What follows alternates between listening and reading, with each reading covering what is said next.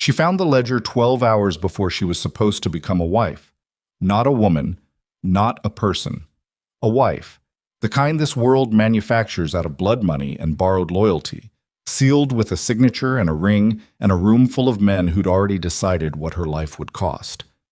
Serena DeLuca had spent 28 years being groomed for exactly this moment. The ceremony, the union, the merger disguised as a marriage. She never expected to find the truth hidden inside her mother's limousine. She never expected the truth to be this. If you've ever been betrayed by the one person you never saw coming, stay with me until the end of this story, hit like, and drop a comment with the city you're watching from. I want to see how far this story travels. Now let's begin. The limousine smelled like her mother's perfume, gardenias and something colder underneath, like metal or ambition or the particular scent of a woman who had spent her entire life calculating exits. Serena noticed it the moment she stepped inside to retrieve the veil, because Isabella DeLuca never left anything in a car unless she meant to come back for it quickly. The woman was too precise, too careful. 43 years of surviving inside the DeLuca world had made her into something close to a ghost, present in every room, traceable in none of them. The partition was up between the front seat and the back. The driver was outside on a cigarette. Serena had maybe 4 minutes before someone noticed the bride was unaccounted for. She found the veil exactly where her mother said it would be, folded inside the white garment bag hanging from the hook above the rear window.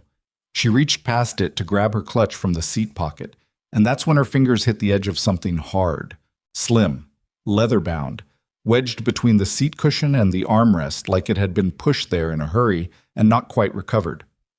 Serena pulled it out. It wasn't a financial ledger. She knew what those looked like. She'd been sitting in on her father's accounting meeting since she was 14, learning the difference between numbers that meant growth and numbers that meant someone was going to disappear. This wasn't that. This was smaller, personal. The leather was worn soft at the corners, and there was no label on the cover, no initials, nothing that would identify it to someone who didn't already know what it was. She opened it. Her mother's handwriting. She recognized it instantly. The slightly leftward slant, the way Isabella always drew her lowercase e like a backward C, the particular pressure she applied to the pen when she was writing something she considered important. Serena had spent years forging permission slips in that handwriting. She could have identified it from across a room. She read the first page, then the second. By the third page, she had stopped breathing. The driver knocked twice on the window and called her name, asking if she needed anything. "I'm fine," she said. Her voice came out completely normal. She was surprised by that. "Give me 1 more minute." She photographed every page with her phone. 37 pages. Each one worse than the last. Then she put the ledger back exactly where she'd found it, stepped out of the limousine into the gray November morning, walked back through the service entrance of the Moretti estate, and sat down in front of her bridal mirror. The woman looking back at her had the same dark eyes, the same sharp jaw, the same composed expression she'd worn through every public appearance, every family dinner, every meeting where the men talked and the women sat quietly and absorbed. But something behind those eyes was different now. Something that had been soft. Not soft exactly, but unfinished, still in the process of deciding what it was. Had finished deciding. Her maid of honor, Rosa, knocked and entered carrying a coffee she hadn't asked for. "You've got about 2 hours before you need to be in the dress," Rosa said, setting the cup on the vanity without looking at her. "Your father wants to do photographs at noon. Your Rosa. Rosa stopped. She'd known Serena since they were 7 years old. She knew what that particular flatness in her voice meant. What happened? It wasn't a question. Serena looked at her in the mirror for a long moment. She had 37 photographs on her phone. She had 2 hours. She had a room full of the most powerful criminal figures in the eastern United States arriving downstairs. And somewhere in this estate, her fiancé was probably finishing his breakfast while her mother touched up her lipstick, and neither of them suspected for even 1 second that the ground they were standing on had already opened up beneath their feet. "I need you to go to the business center on the 3rd floor, Serena said. "Tell them the bride needs the printer. Print these." She slid her phone across the vanity without turning around. All of them, 40 copies. Rosa picked up the phone, looked at the screen.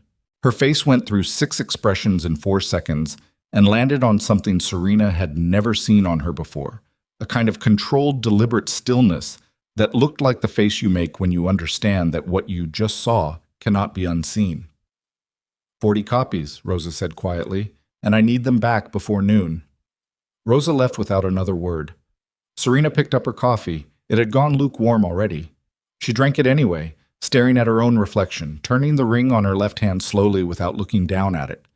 The diamond was 3.5 carats, cushion cut. It had belonged to Luca Moretti's grandmother, which was the kind of detail the families had made into a story. Tradition, legacy, continuity of bloodlines. When Luca placed it on her finger 6 months ago in a room full of witnesses, both their fathers had embraced. Reporters from 3 different publications were present. The photograph ran in 2 newspapers. She had smiled in that photograph. She was smiling now, too, slightly, to herself, because there was something almost elegant about the fact that the thing that would destroy them had been sitting in her mother's car this entire time, waiting. Nancy-san, the pages had begun in April. Serena wasn't sure exactly when the affair had started. The early entries were already mid-intimacy, which meant there was a period before the writing that she didn't have access to, a period that might stretch back months further than April, or might not. Isabella De Luca was not the kind of woman who committed things to paper impulsively. If she was writing it down, it had been going on long enough that she felt secure. The entries were not what Serena expected. She'd processed a lot in those 4 minutes in the car, skimming rather than reading, photographing rather than absorbing, and what her mind had initially categorized as confession was actually something more complex than that. Her mother wasn't confessing. She was celebrating. The entries read like a woman who had discovered, somewhere in her 40s, a version of herself she'd spent decades suppressing, and who was now, in these private pages, allowing that version to exist fully for the first time, which was almost worse. A guilty woman's confession Serena could have understood. This was something different. This was her mother writing about Luca Moretti, the way women wrote about things they decided they deserved. He doesn't look at me the way Antonio does. Antonio. Her father. Antonio looks at me the way you look at something you own. Luca looks at me the way you look at something you're afraid to lose. There were details she would spend the rest of her life trying to forget. There were logistics, dates, locations, the specific rooms inside specific houses that confirmed what she was reading wasn't fantasy, wasn't projection, wasn't the private yearning of a lonely woman who'd kept everything at a distance.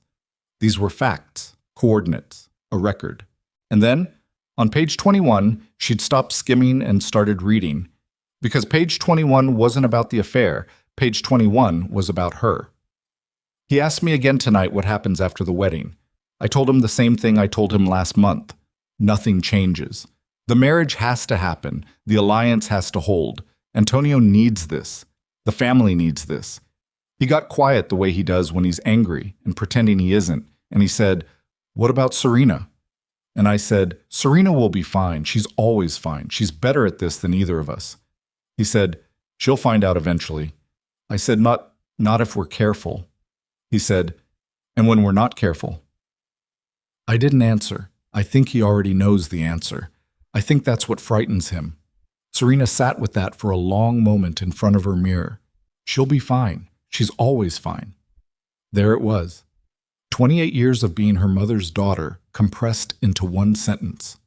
The backhanded assessment of a woman who had watched her daughter absorb every blow with composure and decided that composure meant immunity, that holding yourself together meant you couldn't be hurt. That being good at surviving was the same as not needing to be protected. She was not fine, but she was going to be. At 10:15, her father knocked on the door. Antonio De Luca was 61 years old and built like a man who'd been refusing to slow down for 4 decades. He had thick gray-white hair, a jaw that looked like it had been cut from something, and the particular physical stillness of a person who had learned very early that stillness was more intimidating than movement. He was not a cruel man by the standards of the world he operated in. He was, by those same standards, fair, which meant he kept his violence proportional, his promises mostly reliable, and his affection for his only daughter completely sincere, which was the part that was going to hurt him. "You look good," he said from the doorway. She was still in her robe, still an hour from being dressed. "Not yet," she said, "but I will." He came in and sat in the chair by the window, the chair Rosa had vacated, and looked at her with the expression he always wore when he was about to say something he'd been rehearsing. Antonio De Luca was not a spontaneous man. Every important thing he said to her had been considered first. "I know this wasn't your choice," he said, "the way it happened. The timing." "Papa, let me finish." He looked at his hands for a moment. "Your grandfather built this family from nothing. I mean that literally, nothing. He came to this country with a name and an attitude and $40 and no language. Everything we have, every piece of it, was carved out by hand, by blood." He paused. "I don't say that to romanticize it. I say it because I want you to understand that when I ask something of this family, I understand the weight of what I'm asking." Serena watched him in the mirror. "Luca is a good match," Antonio said. "His family is strong. His instincts are good. And the union, I know what the union means," she said quietly. He nodded. He was quiet for a moment, then, "You're not happy." "I didn't say that." "You don't have to say things, Serena. You never have." He stood. He was the kind of man who finished conversations by standing up. It was a tell she'd learned before she was 10. "I just want you to know that what you're doing today matters, more than you know, and I—" He stopped. Something moved across his face that she couldn't quite read. "I'm proud of you, whatever else. I want you to know that." He kissed the top of her head and left. Serena looked at herself in the mirror for a long time after the door closed. Whatever else. She wondered if some part of him already knew. She wondered if the body could sense a seismic shift before the mind caught up with it. She wondered, briefly, what it would cost him. Not the alliance, not the deal, but him, the private man underneath the composed exterior, when the floor came apart beneath his feet in front of 400 witnesses. She picked up her phone and sent Rosa a message. "How are we doing?" Rosa responded 30 seconds later. 40 copies. Done. Where do you want them?" Serena looked at her bridal bouquet sitting on the table near the window. White roses, cascading, tied with ivory ribbon. She'd selected it herself 3 months ago from a florist on 57th Street. It was a beautiful arrangement, large enough to hold things. "Bring them to me," she typed. "And bring scissors." Luca Moretti found her at 11. She was in the garden, which surprised him.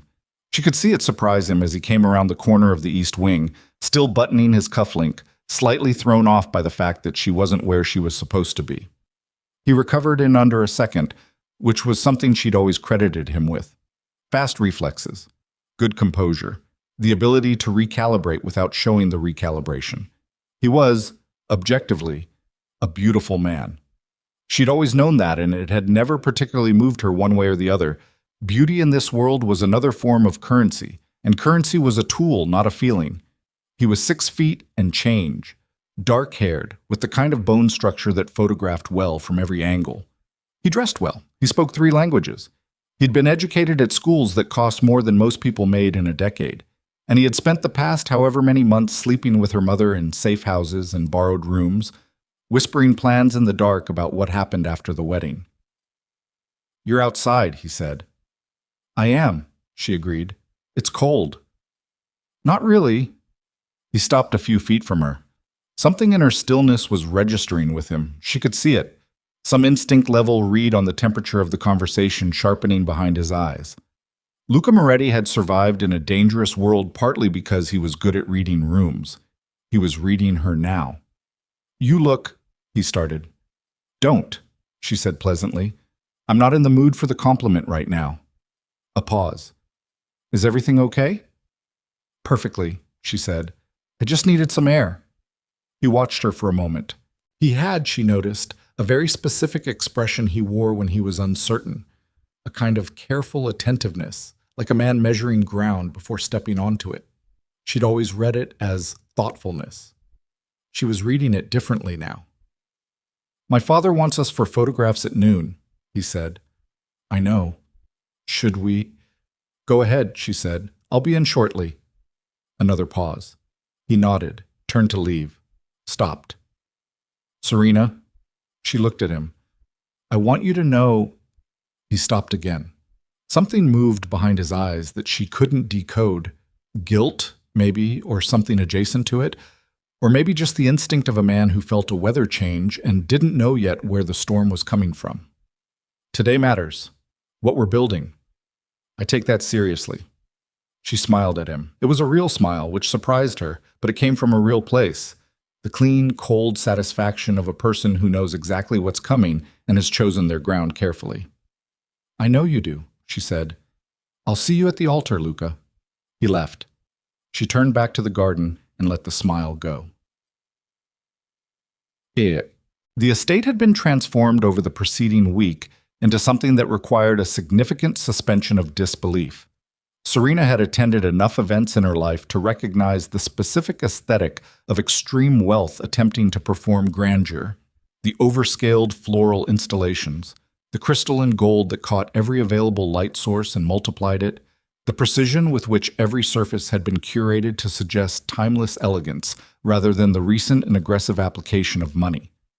The Moretti Ballroom held 400. Tonight it would hold 412. She'd seen the final guest count that morning, which represented, with minimal exaggeration, the most concentrated accumulation of criminal authority in the continental United States. The Caruso family from Chicago had sent their patriarch and 3 of his sons.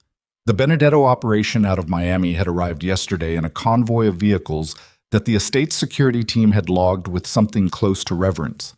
There were figures present whose photographs existed only in federal files and the private intelligence networks of 2 governments.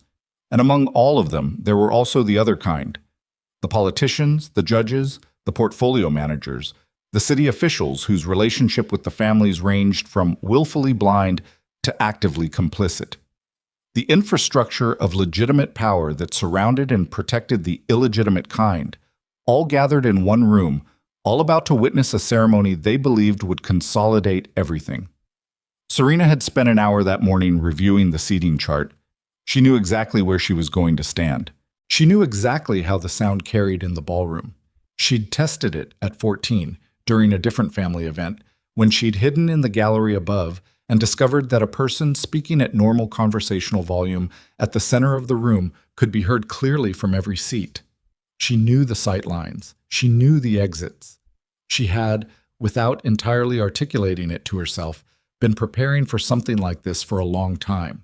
Not this specifically, not with this knowledge, but some part of her had always understood that the moment would come when the performance required of her would cost more than she was willing to pay, and she had always, underneath the compliance and the composure and the careful management of every room she entered, been deciding what she was willing to do when it arrived. Rosa appeared at her elbow at 11:45 with the dress. "Ready?" Rosa asked. Serena looked at the gown. It had taken 9 months and a team of 4 to make. It was the most beautiful thing she'd ever owned, and she would never wear it again after today, and that was fine. "Yes," she said. "Help me in." Japped. The dress changed things, the way it always did. There was a specific kind of authority that came with formal presentation. She'd learned that young, watching her mother move through rooms in evening wear with the quiet command of a person who understood that appearance was its own argument. The gown was ivory silk, structured through the bodice, with a train that moved like something alive behind her. And when Rosa finished with her hair and her mother's pearl earrings, her mother's specifically, which she had selected that morning for reasons she didn't examine, the woman in the mirror was not quite the same woman who had been sitting here 2 hours ago. She was something that had finished deciding. At 12:30, her father came to collect her for photographs. He stopped when he saw her and did the thing he always did when he was moved and didn't want to show it. Looked slightly to the left of her face and breathed slowly through his nose. "Your mother is looking for you," he said. "Tell her I'll be down in 5 minutes. She said it's important." "I'm sure it is," Serena said. "Tell her 5 minutes." He looked at her. Something in her tone or her expression gave him pause. The same pause she'd seen on Luca in the garden, the instinctive recalibration of someone registering a frequency they couldn't quite name. Antonio De Luca had been reading rooms for 60 years, and he was very good at it. "Are you all right?" he asked. "Better than I've been in a long time," she said. "I'll see you downstairs, Papa." He left.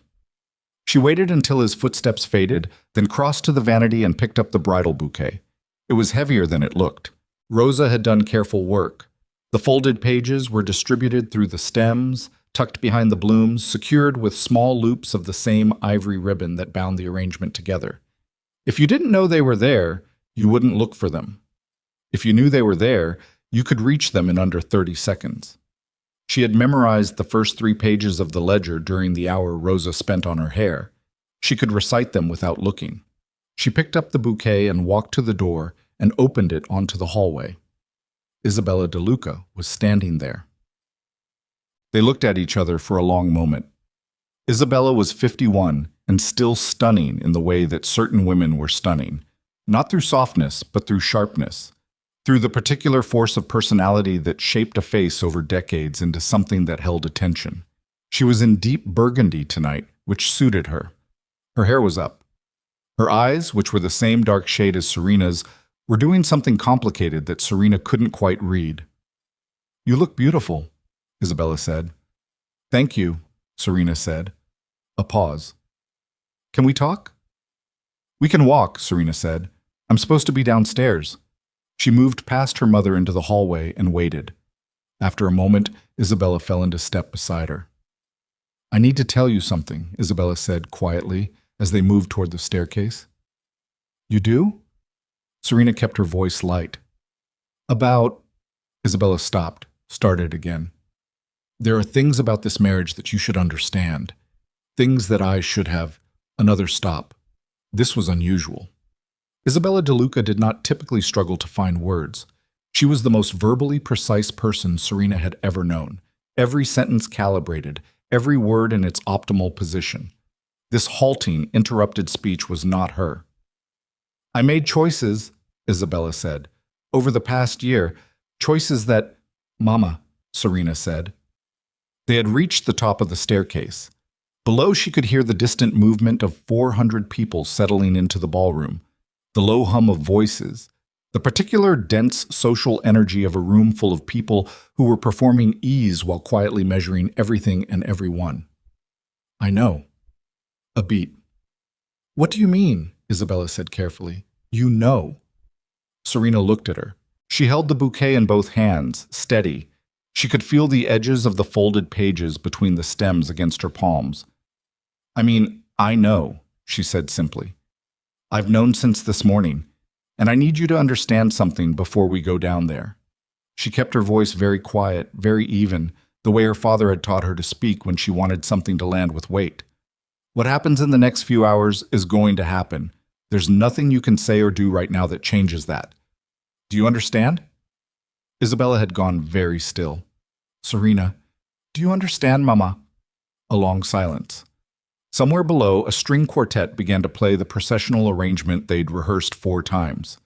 The sound drifted up through the marble stairwell, like something from another life.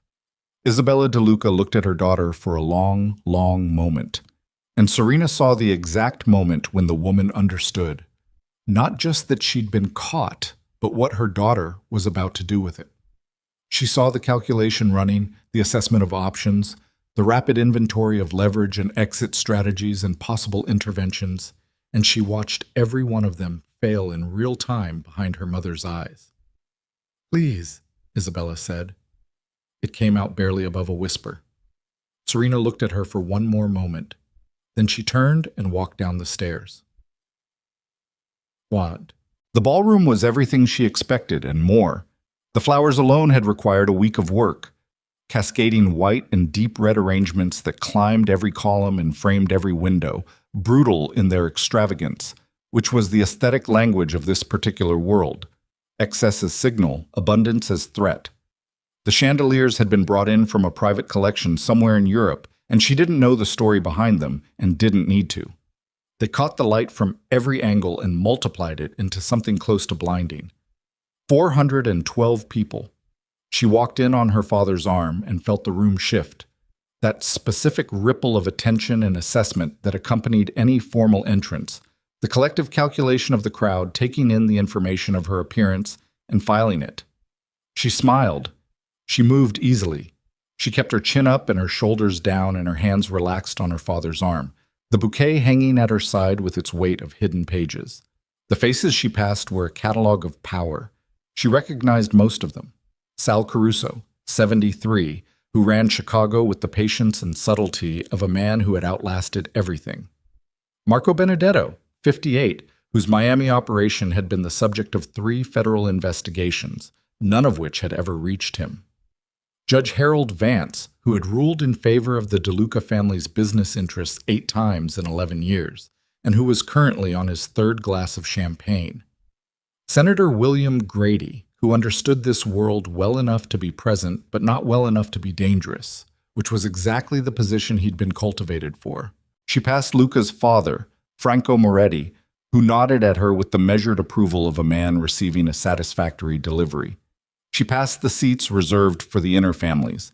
She reached the center of the room where the ceremony would take place, marked by an arrangement of white roses and a long table set for the signing of the marriage contract, a document that had been in preparation for 4 months and represented, in its legal and organizational complexity, the formal merger of 2 criminal enterprises that had been separate powers for 3 decades. Luca was already there. He looked good. He was wearing the expression of a man performing dignity for an audience, which was an expression she now recognized precisely for what it was. He took her hand. His palm was dry. His grip was firm. "Ready?" he said, low, meant only for her. "More than you know," she said. Franco Moretti stepped forward to begin the traditional blessing. It was a ritual this world observed, not quite ceremony, not quite theater, a form of speech that had evolved through decades of tradition in these rooms and carried the weight of something that felt like law even though it had no legal standing, because the law in this room was consensus, and consensus was enforced differently. He began speaking. Serena listened to the first 4 sentences. She felt her father's presence at her right side and her mother's somewhere slightly behind and to the left, and she felt Luca's hand around hers, warm and confident, and she felt the weight of the pages in the bouquet, and she felt, somewhere beneath all of that, the very particular kind of calm that comes not from the absence of fear, but from having already decided that fear is irrelevant to what you're about to do. Franco Moretti reached the moment in the blessing where he would invite the parties to affirm the union. Serena stepped forward. "I'm sorry," she said, clearly, into the room. The exact right volume. Heard from every seat. Franco Moretti stopped mid-sentence. The silence that followed was not like other silences. It was the specific silence of 400 people who had collectively and instantaneously recalibrated their understanding of the situation and were now waiting to see what the new information meant. Luca's hand tightened on hers. She pulled free. "Before we continue," she said, "I need to share something with the families." She was walking to the center of the room. The bouquet was in her hands. She was pulling the first pages free from between the stems as she moved, and the sound of the paper, barely audible, but present, was the only sound in the room beside her heels on the marble floor. She stopped at the center. She looked out at 400 faces. She held up the pages. "These are the words of my mother," she said. Written in her own hand. "I found them this morning." And then she began to read. Her voice didn't shake. Her hands didn't shake. She read the first entry, the one from April, the careful and precise record of a woman describing the beginning of something she had decided she deserved. And she heard the quality of the silence in the room change as the words landed, as the faces registered what they were hearing, as the implications began to assemble themselves in the minds of 400 people who were each, in their own way, fluent in the language of betrayal and its consequences. She read the second entry. She read the third. On the fourth entry, the one that contained specific locations, specific dates, specific rooms inside specific properties belonging to the Moretti estate, she heard the first sound from the crowd. It was from Franco Moretti. She didn't look at him. She continued reading. She read page 10 and heard Luca's voice behind her. "Stop." She turned and looked at him. He was standing exactly where she'd left him, but the posture had changed. The careful dignity had dropped away entirely, and what was underneath it was something raw, something that was trying to sort itself between fury and panic and hadn't landed yet. "Stop," he said again. "No," she said, very simply, and turned back to the room. She read page 21. She read the passage about herself. She'll be fine. She's always fine. And when she finished it, she paused for just a moment, long enough for the room to absorb it, before continuing. She read page 21 and felt, rather than heard, something happen in the room at the moment the words landed. The specific shift of energy that meant the audience had moved from stunned observation to active processing, to the beginning of judgment. And then, from somewhere behind her, she heard her mother's voice. "That's enough." Isabella De Luca stepped forward from the crowd, her voice controlled but with something underneath it that was not controlled at all. "That document is private property, and it has been taken without—" "It was in your car, Mama," Serena said without turning around. "I found it this morning. I didn't take it. I read it." She held the pages up toward the room. "And now so has everyone else." She heard Luca's voice again, different now, aimed past her toward her mother. "Isabella, don't what?" Isabella's voice had changed. It was doing something Serena had never heard it do in public, losing the calibration, the careful precision cracking under pressure into something more direct and more dangerous. "Don't what, Luca? Don't explain. Don't say another word," Luca said, sharp, low. "You told me this would never—" "Isabella." "You told me," her mother said, and there it was. The control fully gone now, replaced by something that had been under pressure for months. "You told me after the wedding we would find a way. You told me the marriage was just the alliance, that it didn't mean—" "I said stop. You promised me—" The room had come fully alive now, not chaotically, but with the specific intensity of people who were trained to process information quickly and who were doing so in real time. Serena heard Franco Moretti say his son's name in a tone she recognized. The particular register of a patriarch who has absorbed an unacceptable fact and is already determining the response. She heard voices from the Caruso contingent, low and rapid. She heard, from somewhere near the back, a chair scraping on the marble floor as someone stood. She turned and faced both of them, her mother and her fiancé, standing 6 feet apart in the center of the ballroom, having just confirmed everything she'd read to 400 witnesses without needing her to read another word. She removed the engagement ring. The diamond caught the chandelier light as she held it. She walked to the long table at the center of the room, the table set for the signing of the marriage contract, with its red roses and its heavy pens and its documents that had taken 4 months to prepare. And she placed the ring on the white tablecloth beside the nearest arrangement. She looked at Luca once. He was staring at her with an expression she'd never seen on him before. Not rage, not calculation.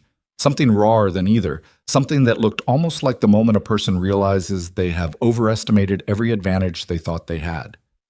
She looked at her mother once. Isabella De Luca was standing very still. Her composure had partially reassembled itself, the way a skilled performer recovers from a stumble. Not fully, not convincingly, but enough to be standing upright. Her eyes met Serena's, and in them Serena saw something that surprised her. Not guilt, exactly, and not defiance. Something more complicated. Something that looked almost like a woman seeing her daughter clearly for the first time, and understanding too late what she was looking at. Serena turned to the room. "Today wasn't the death of my future," she said.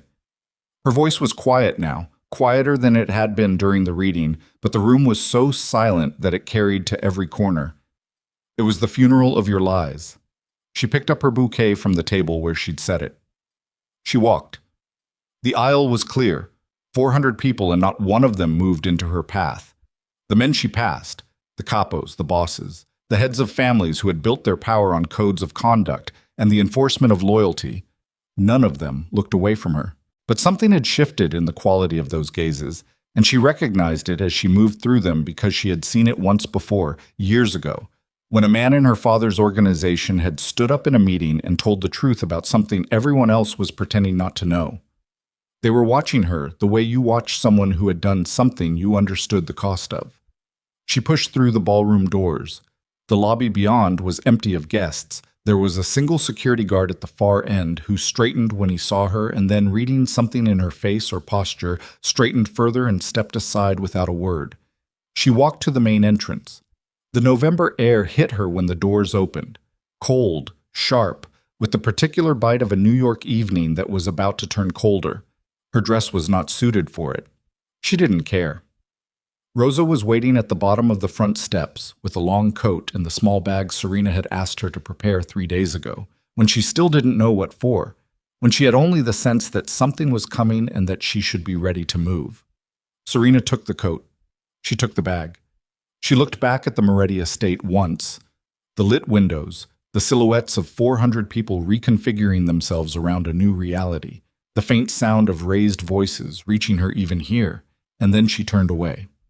The car was waiting at the end of the drive. She walked toward it. Behind her, inside the estate, she could hear the volume rising, Franco Moretti's voice, now fully uncontrolled, and Luca's response, defensive and escalating, and somewhere underneath both of them, her mother's voice, which had abandoned all pretense of calibration and was saying things that would have consequences Serena couldn't entirely predict. She didn't stop walking. She didn't turn around again.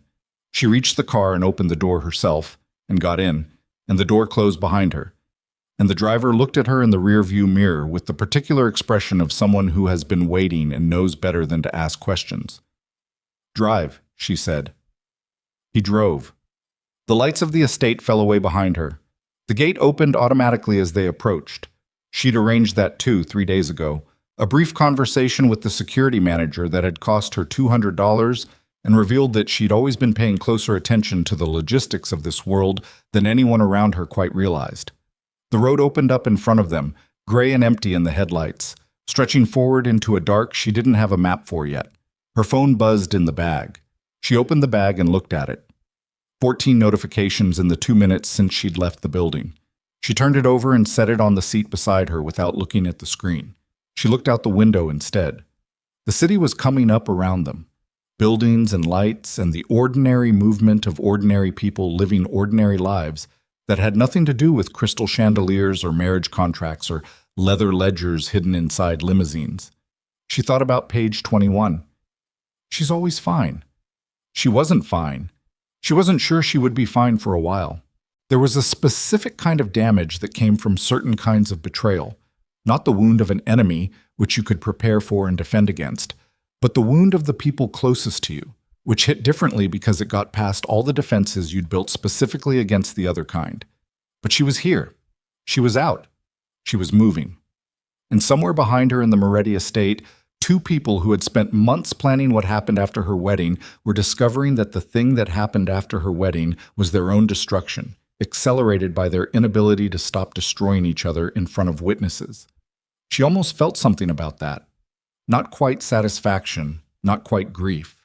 Something that didn't have a clean name yet. The driver turned onto the highway. The city opened up around them. Somewhere ahead, in the specific and entirely uncharted future she had just purchased with everything she'd sacrificed tonight, there was whatever came next. She reached into the bag and pulled out a single sheet of paper. Not from the ledger, different. A handwritten list she'd made the previous night without knowing exactly why, a list of people she trusted and resources she controlled independently of her father's network and steps she might need to take if things ever came apart. She'd written it the night before without quite knowing why. She read it now, and then she folded it carefully and held it in her lap as the highway lights streaked past, and she looked forward through the windshield into the dark, and she began, very quietly. The list had 7 names on it. She'd written them in order of reliability, not affection, which was a distinction she'd learned from her father without him ever articulating it directly. The lesson absorbed through years of watching him make decisions about people. Affection was a feeling. Reliability was a track record. In a crisis, you needed the track record. The first name was Marcus Hale, her father's outside attorney for 30 years, which meant he was not, technically, her father's attorney at all. He operated in the specific gray zone between the DeLuca world and the legitimate legal infrastructure that surrounded it, which meant he knew where everybody was buried, figuratively, and in several cases, literally. And he had the particular kind of professional loyalty that came not from affection, but from the understanding that his continued prosperity was tied to the continued functioning of the people he served. He would take her call. He would be discreet. And if she needed to move quickly in the next 72 hours, He was the one who could clear the path. She didn't call him yet. She looked out the window and watched the city move past and let her mind do what it needed to do, which was process. She had been in operational mode for the past 8 hours, observing, planning, executing, and the operational mode was beginning to recede now, the way adrenaline always receded eventually, and underneath it was the other thing, the actual thing. The weight of what she'd walked away from, not just tonight, but in total, the weight of 28 years of a life that had been organized around a set of assumptions that were now confirmed to be false at the foundation. Her phone kept buzzing. At the 14th buzz, she picked it up. 11 missed calls from her father, 3 from numbers she didn't recognize but could identify by area code. Moretti Family Associates. 1 from Rosa, a text. "I'm here if you need. Don't answer anything tonight. Eat something." And 1 from a number that made her stop. The contact name in her phone read simply V, and it had been there for 2 years, and she had called it exactly once in that time, for a reason she'd never told anyone. She stared at the number for a long moment. Then she put the phone back down. "Where are we going?" the driver said. He'd been quiet since she said drive, which she appreciated. His name was Carl, and he'd driven for the DeLuca family for 9 years, and he was one of the 7 names on the list, which was why she'd made sure he was assigned to her car tonight. "The Whitmore," she said. He nodded and didn't ask anything else. The Whitmore was a hotel on the Upper East Side that she'd booked 3 days ago under a different name, paying cash through a third party she trusted. It was not elegant. It was the kind of place that existed in the middle register of the city. Not luxury, not degraded, just functional and anonymous in the way that certain hotels in certain cities seem to generate as their primary product. She'd stayed in better places. She'd stayed in worse. Tonight, anonymous was the only thing that mattered. Yet, she was in the room by 9:30. The room was on the 6th floor, facing west, which meant she could see a slice of city through the window. Buildings and streetlights, and the faint orange glow of a sky that was never quite dark this far into Manhattan. She sat on the edge of the bed in her wedding dress because she hadn't figured out yet how to get out of it alone. The back required 2 people and Rosa was on the other side of the city. And she sat there for a few minutes doing nothing, which was something she almost never allowed herself and which felt, at this particular moment, absolutely necessary.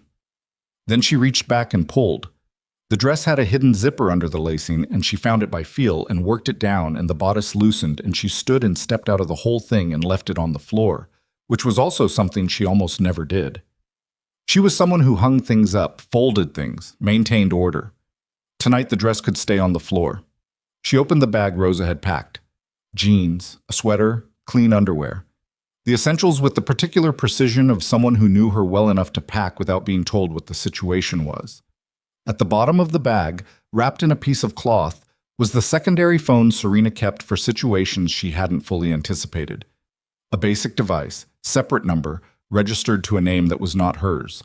She held it for a moment, then she called Marcus Hale.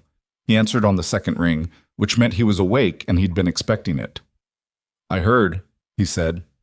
No preamble. "I need 48 hours before anyone can touch the accounts." A pause.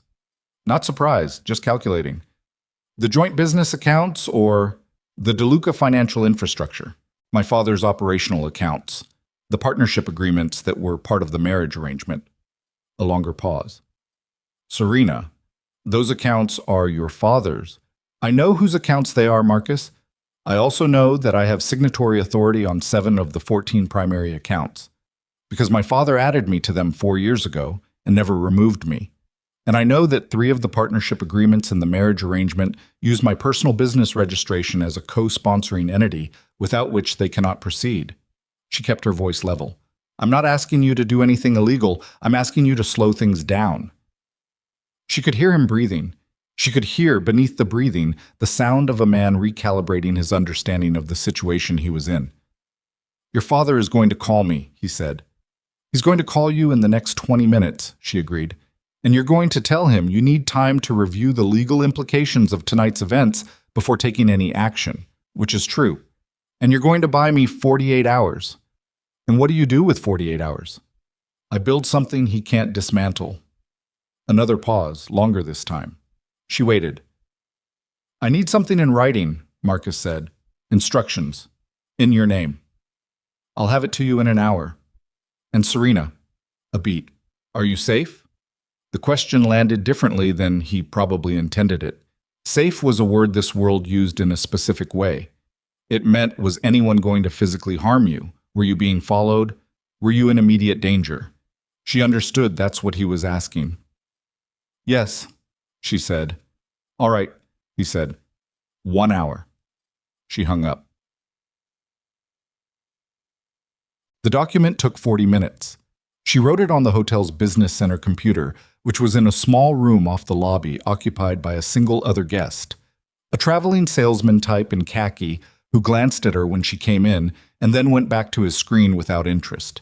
She wrote it in the precise, dry language of formal instruction that she'd absorbed from years of watching the family's legitimate business operate, and she reviewed it twice, and she sent it from the secondary email account to Marcus Hale's private address. Then she went back to the room and sat by the window. Her father called at 10:52.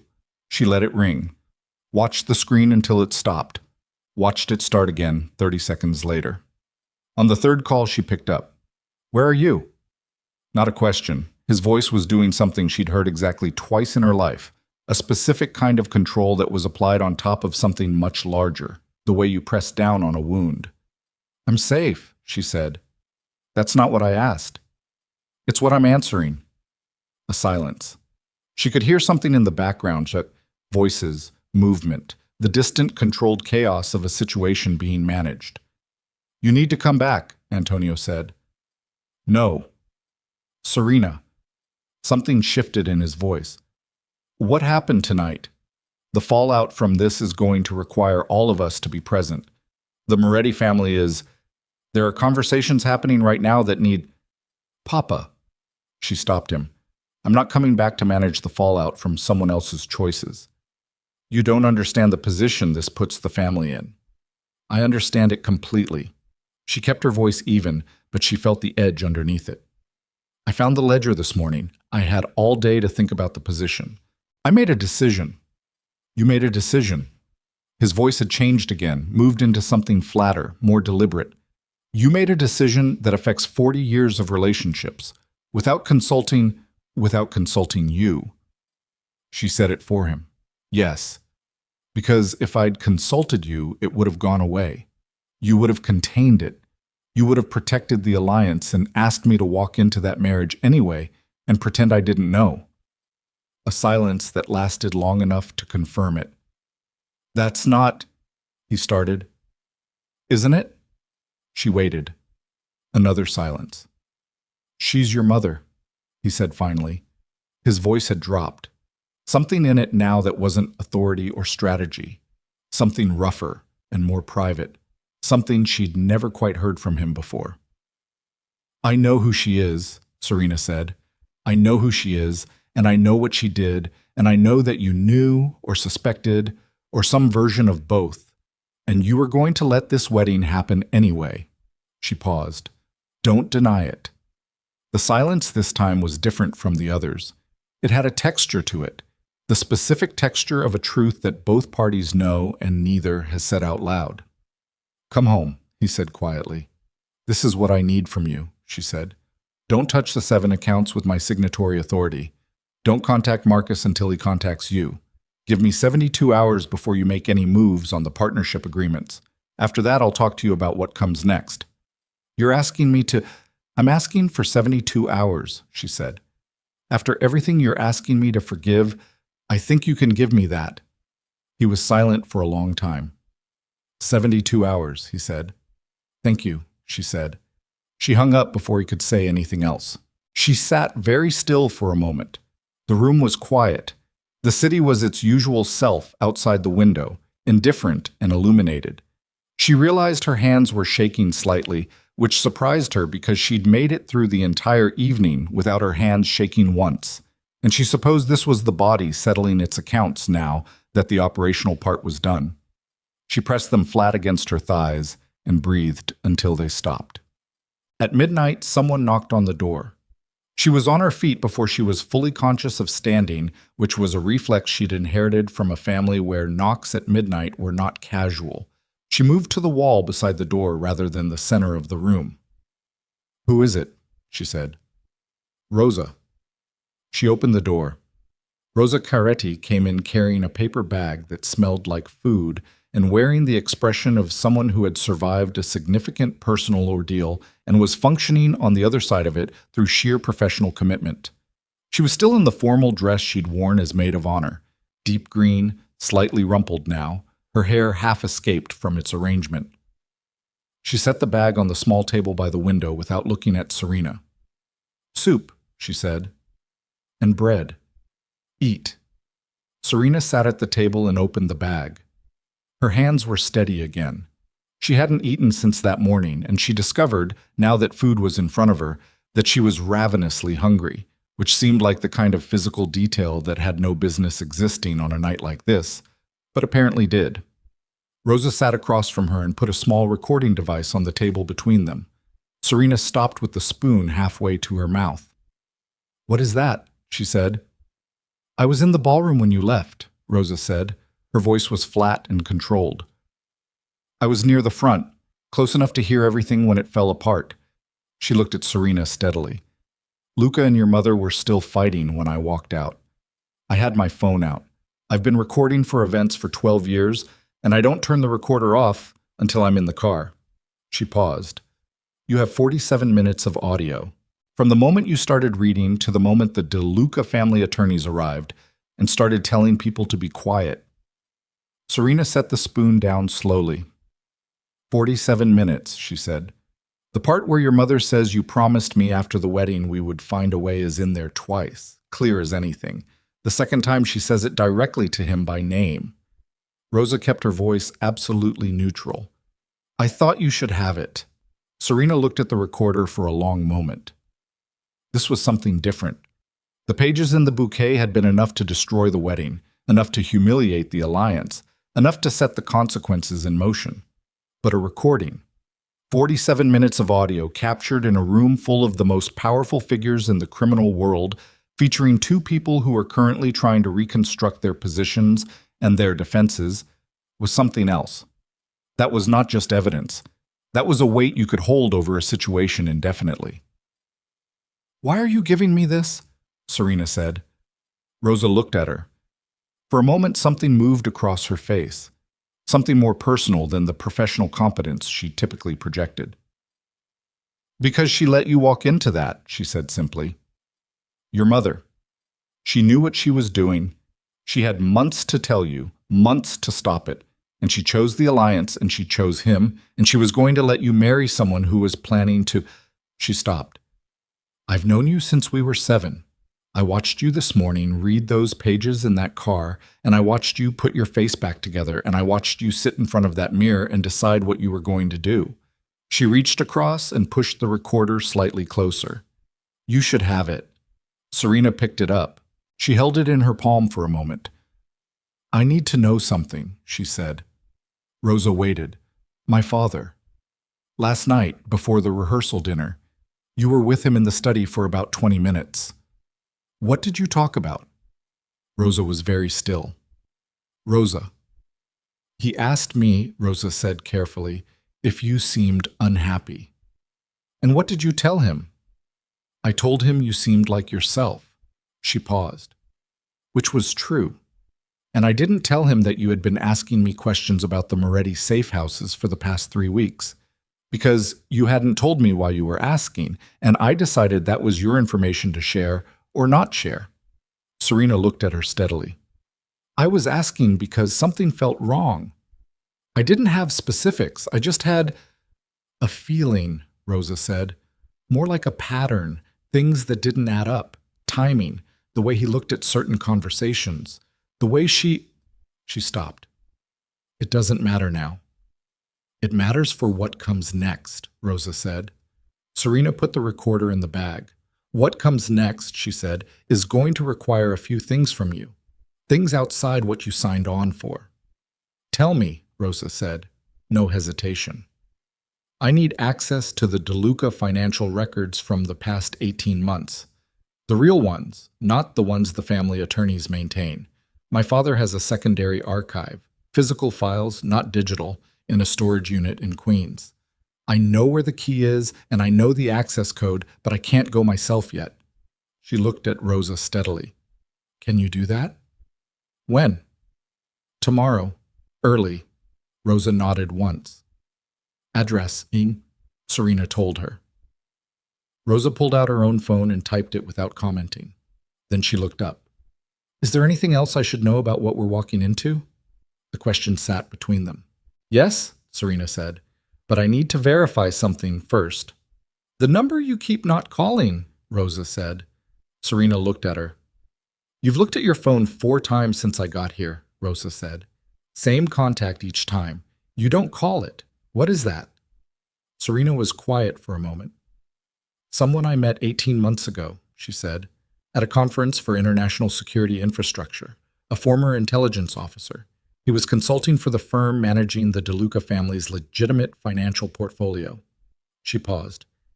He noticed some irregularities in how certain accounts were being managed, and he flagged them to me privately instead of to the firm, because he'd done enough background to know that the flagging would go wrong in the wrong hands. Rosa was watching her carefully. And we talked, twice, professionally. She set the recorder on the table. He told me at the end of the second meeting that if I ever found myself in a situation where I needed an exit that didn't involve the people around me, I should call. And you've been not calling him for 18 months, Rosa said. I didn't need an exit before tonight. Rosa looked at her for a moment. Then she looked at the window, at the city outside. Call him, she said. I don't know what he wants. You don't know what anyone wants, Rosa said, not unkindly. You never do, fully. You call him, you find out, you decide. That's all there is. Serena picked up the secondary phone. She held it for a moment. Then she dialed the number stored under V. Rang once. Vescari, said the voice on the other end. Low, steady. The specific steadiness of someone who was used to receiving calls at midnight and had long since stopped being surprised by them. She opened her mouth to speak. And then her other phone, the primary phone, the one she'd left on the bed, began to ring. And she could see from across the room that the name on the screen was not her father, was not Marcus Hale, was not any of the expected names. It was Luca. She stared at it. Hello? Vescari's voice again. Waiting. Serena looked between the two phones, the secondary in her hand, the primary ringing on the bed, and felt the specific weight of a moment where 2 different futures were asking for an answer at the same time, and only one of them was... She let Luca's phone ring. She watched it from across the room, the screen lit and pulsing on the white hotel bedspread, his name sitting there with the particular insistence of someone who had never in his life been made to wait and had not yet fully absorbed the news that this had changed, and she let it ring until it stopped. Then she put the secondary phone back to her ear. Sorry, she said, I'm here. Take your time, Vescari said, still steady, still waiting. She moved to the window and stood with her back to Rosa and looked out at the city. You told me 18 months ago that if I needed an exit to call, I'm calling. A pause. Brief. Are you safe right now? Yes. Are you alone? No, someone I trust is with me. Okay. Another brief pause, not hesitation, more like the sound of a person ordering information efficiently. What's the scope? She considered the question. What's the scope? It was the right question asked in the right way. Not what happened or are you sure or any of the instinctive responses that would have told her he was processing emotion rather than situation. He was asking about dimensions. Scale. What she was dealing with and how large it was. Large, she said. 2 families. 400 witnesses. 47 minutes of audio that I currently have in my possession. She paused. And approximately 72 hours before the people I just burned start trying to rebuild around me. Vescari was quiet for 3 seconds. I need until morning to move some things. Can you stay where you are until 6 a.m.?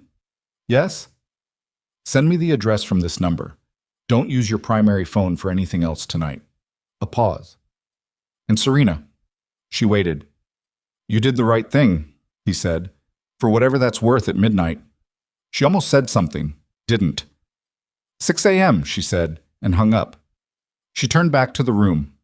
Rosa was watching her with the careful neutrality she deployed when she had opinions she was choosing not to voice. "Get some sleep," Serena said. "There's a second bed." "I'm fine." "Rosa." She looked at her steadily. "Tomorrow is going to require you to be functional. Sleep." Rosa looked at her for a moment. Then she nodded once, stood, and moved to the second bed without further discussion. Serena sat back down at the table. She did not sleep. She spent the hours between midnight and 5 a.m. doing what she did in every crisis she'd ever navigated, which was construct. She pulled the list from the bag and went through it name by name and assessed each person against the new landscape. What they knew, what they were likely doing right now, what they would need from her and what she needed from them, what the 72 hours looked like if everything went correctly, and what it looked like if it didn't. She was on the fifth name when her secondary phone buzzed. A text from Veskari. "One complication. We'll explain in person. Still 6 a.m. Sit tight." She stared at it. One complication. She set the phone face down and went back to the list. Tiet. He arrived at 5:58. She'd heard the elevator before she heard the knock, the particular mechanical sound of it stopping on 6, and she was already at the wall beside the door when he knocked twice, paused, knocked once more. She'd told him the pattern in the text. She opened the door. Damien Veskari was 41, medium height, the kind of build that didn't announce itself but was clearly there. Someone who had maintained physical readiness long enough that it had become structural rather than deliberate. He had a face that was not conventionally striking, but was the kind you kept looking at, assembled from features that individually were ordinary but together produced something with more density than the sum of its parts. Dark eyes. A scar along the left jaw that was old enough to have faded to near invisible. He was dressed in clothes that suggested he had not slept either. He looked at her with the specific attentiveness of someone running a fast assessment, not intrusive, just thorough, and then looked past her into the room. "Rosa Coretti," he said, identifying her without introduction. Rosa, awake despite everything, looked at him from the second bed. "You know who I am?" "I know who everyone in Serena's immediate circle is," he said, not apologetically. "It was my job to know 18 months ago, and I never stopped." He came into the room and closed the door and set the bag he was carrying on the table without sitting down. "We have a problem." "You said one complication," Serena said. "One complication that contains several problems." He opened the bag. Inside was a laptop, already open, and a manila folder and a small device she recognized as a signal scrambler, the kind used by intelligence and security operations to prevent remote monitoring of conversations. He set the scrambler on the table and switched it on.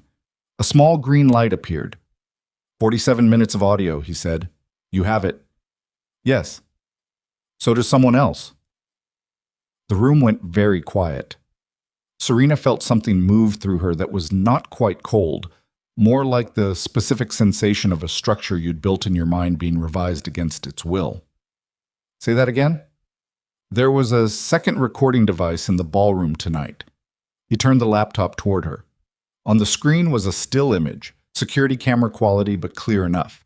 A wide shot of the ballroom from an elevated angle, showing the ceremony space, the crowd, the moment she was standing at the center with the pages. In the lower left corner of the frame, barely visible, was a figure in formal wear with something small in their hand. "This is from the Moretti Estate's own security feed. I have a contact who pulled it 2 hours ago." Serena looked at the image. She looked at the figure in the lower left. The angle was wrong for a clear identification. She could see a hand, a sleeve, the edge of a shoulder. "Who is it?" she said. He was quiet for a moment. "We don't have a confirmed ID yet," he said. "But the device they're holding, the shape, the size, it's not a personal recording device. It's professional. The kind used for evidence capture." She looked at him. "Federal." "Possibly." He held her gaze. "Serena, the FBI has had an open file on the DeLuca Moretti Alliance for 3 years. Tonight's event was on their radar before it happened. A gathering of that density, that many named individuals in one location, doesn't go unnoticed. What I don't know yet is whether tonight was coincidence or whether they had someone inside." "An informant," Rosa said from across the room. "Or an agent. or someone they turned recently. The distinction matters. Viscari looked at Serena steadily. If they have 47 minutes of audio from tonight, captured in a room that contained sitting judges, a sitting senator, and the heads of 7 criminal organizations, then what you did tonight didn't just end a wedding. You may have just handed a federal investigation the single largest evidentiary event they've had access to in a decade. Serena turned away from the laptop. She walked to the window. Outside, the city was beginning its pre-dawn shift. The quality of light changing slightly, the traffic on the street below thinning toward the specific emptiness of 5:50 in the morning before the next wave of the city's rhythm began. She thought about the ballroom. She thought about 400 faces. She thought about the specific satisfaction she'd felt walking out through that crowd, the weight of the pages gone from the bouquet, the ring on the table beside the roses. If there's an active federal investigation, she said, without turning from the window, and tonight's events accelerate it. Your father is exposed, Viscari said. She closed her eyes. And potentially you, he added. Your signatory authority on those accounts, the role your personal business registration plays in the partnership agreements. Even if your involvement is entirely legitimate on paper, a federal investigation that's moving fast and needs to make cases will look at every name on every document. She opened her eyes. The city outside was the same city it had been 30 seconds ago. It did not care. The 47 minutes of audio, she said. What Rosa has. Keep it, Viscari said. Don't let it out of your physical possession. If the federal recording is from a different angle or captured different moments, yours becomes... He stopped. His phone was vibrating. He looked at the screen, and something shifted in his face. Not alarm, but the controlled adjustment of someone receiving information that changes the geometry of the situation. What? She said. He held up one finger. Wait, and stepped to the corner of the room, speaking low and fast into the phone for 90 seconds. She watched his face. She was good at reading faces, and his was not easy. He'd been trained, clearly, to maintain surface control, but she could see the information landing in the set of his jaw, the slight tension around his eyes. He hung up. Marcus Hale, he said. She felt it before he said the next part, felt it the way you feel the specific quality of silence that precedes something you don't want to hear. Marcus Hale has been cooperating with federal investigators for 11 months, Viscari said. The room absorbed it. Rosa made a sound, barely audible, more like a breath displaced, and then was quiet. Serena stood very still. 11 months. She had called Marcus Hale 3 hours ago. She had told him she needed 48 hours. She had told him she was building something that couldn't be dismantled. She had sent him a written document with her name on it, detailing her intentions regarding 7 financial accounts and 3 partnership agreements. She had handed a federal informant a roadmap. How certain are you? She said. Her voice came out completely flat, which she recognized as a sign that she was further past a line than she'd realized. My contact has seen the cooperation agreement. Viscari didn't soften it. It's signed, dated 11 months ago. He's been providing financial documentation, records of meetings, the names of participants in specific transactions, in exchange for immunity on 3 counts. He paused. The document you sent him tonight has already been forwarded, she said. Almost certainly. She turned from the window. She moved to the table and sat down and looked at the laptop screen, at the still image of the ballroom, the anonymous figure in the lower corner with the professional recording device, and she pressed the heels of her hands against her eyes for exactly 3 seconds. Then she took her hands away. The accounts, she said. Can we move before... They'll have a freeze order within hours if they don't have one already, Viscari said. Once they have the document you sent, they know you're aware of the accounts, and they know you intend to act. They'll move to freeze. He pulled the chair out and sat across from her. Serena, I need you to listen to me. I'm listening. The position you're in right now, tonight, in the next few hours, is the most dangerous it's going to get. After this, things become more stable in one direction or another. But right now you're in the window where decisions made in the next 6 hours will determine what the next 6 months look like. He leaned forward slightly. I need to know how much of what your father built you actually know. Not the legitimate surface layer, the actual structure underneath. She looked at him. Because if you know enough, he said, you have something to offer that's worth more than 47 minutes of audio. You become a party who provides rather than a party who is investigated. And that changes everything. She was quiet for a long moment. She thought about being 14 years old and sitting in the accounting meetings. She thought about being 17 and finding the secondary ledger system in her father's study, not the one Marcus Hale knew about, the other one. The one she'd found by accident and read in full and never mentioned to anyone. She thought about the 23 years since then during which she had watched and absorbed and cataloged, the way you do when you grow up in a world that gives you information constantly and rewards you for retaining it. She thought about the storage unit in Queens. Yes, she said, I know the structure. Then we need a lawyer, Viscari said. Not Hale. Someone the families don't know, and we need them in this room within the hour. I know someone, Rosa said from the other bed. Both of them turned to look at her. She was sitting up, fully composed in the way she sometimes was, the specific competence that emerged when everything went wrong, and performing it became unavoidable. Elena Marsh, she's federal defense, corporate criminal work. She's represented 3 cases against the DeLuca family's business interests and won 2 of them. She's not in anyone's pocket because she's too good to need to be. Serena looked at her. You know her personally. I've had dinner with her twice, Rosa said. She gave me her direct number. She paused. I've been carrying it for about a year. I don't know exactly why. Call her, Serena said. Rosa was already reaching for her phone. Sat.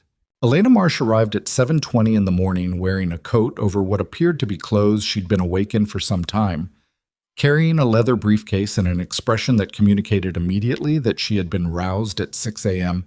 and had decided to come anyway and was reserving judgment on whether this had been correct. She was 53, compact, with short, silver-streaked hair and the particular physical economy of someone who had spent decades in rooms where nothing was wasted. She looked at Serena for a long moment when she came through the door, then at Viscari, then at Rosa, then back to Serena. Start from the beginning, she said, sitting down. And don't edit. Every time a client edits what they tell me in the first meeting, it costs us 3 weeks later. Serena started from the beginning. She talked for 40 minutes. She told it clean, no emotional framing, no justification, just sequence. The ledger, the photographs, the decision, the reading in the ballroom, the call to Marcus Hale, the document she sent, Rosa's recording, Viscari's information about the federal presence and Hale's cooperation agreement, the accounts, her signatory authority, the 17 years of detailed, comprehensive knowledge of how the DeLuca financial and operational infrastructure actually worked. Elena Marsh took notes with a fountain pen in a small leather notebook. She did not interrupt except twice, once to clarify a date, once to ask about the exact language of a specific piece of the partnership agreement. When Serena finished, Elena set the pen down and was quiet for a moment. How long have you had access to the secondary ledger? She said. Serena looked at her. You heard everything I said, and that's your first question. It's the question that determines everything else, Elena said. How long? Since I was 17, Serena said. 11 years. A pause. And you've never disclosed it? No. To anyone? No. Not to Hale? No. Why not? Elena said. Not accusatory, clinical. Because I grew up in that world, Serena said, and I understood from a young age that information was the only form of security I could own independently. My father controls the money. My mother controls the social architecture. Luca was going to control the alliance. She held Elena's gaze. The only thing that was mine was what I knew. Elena looked at her for a moment. The secondary ledger, she said. Where is it? Distributed. 4 copies. 3 in locations only I know. 1 in the storage unit in Queens.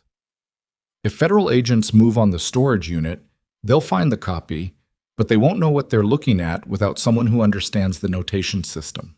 She paused. Which I do. And Hale does not. Elena was quiet again. She picked up her pen, looked at it, set it down.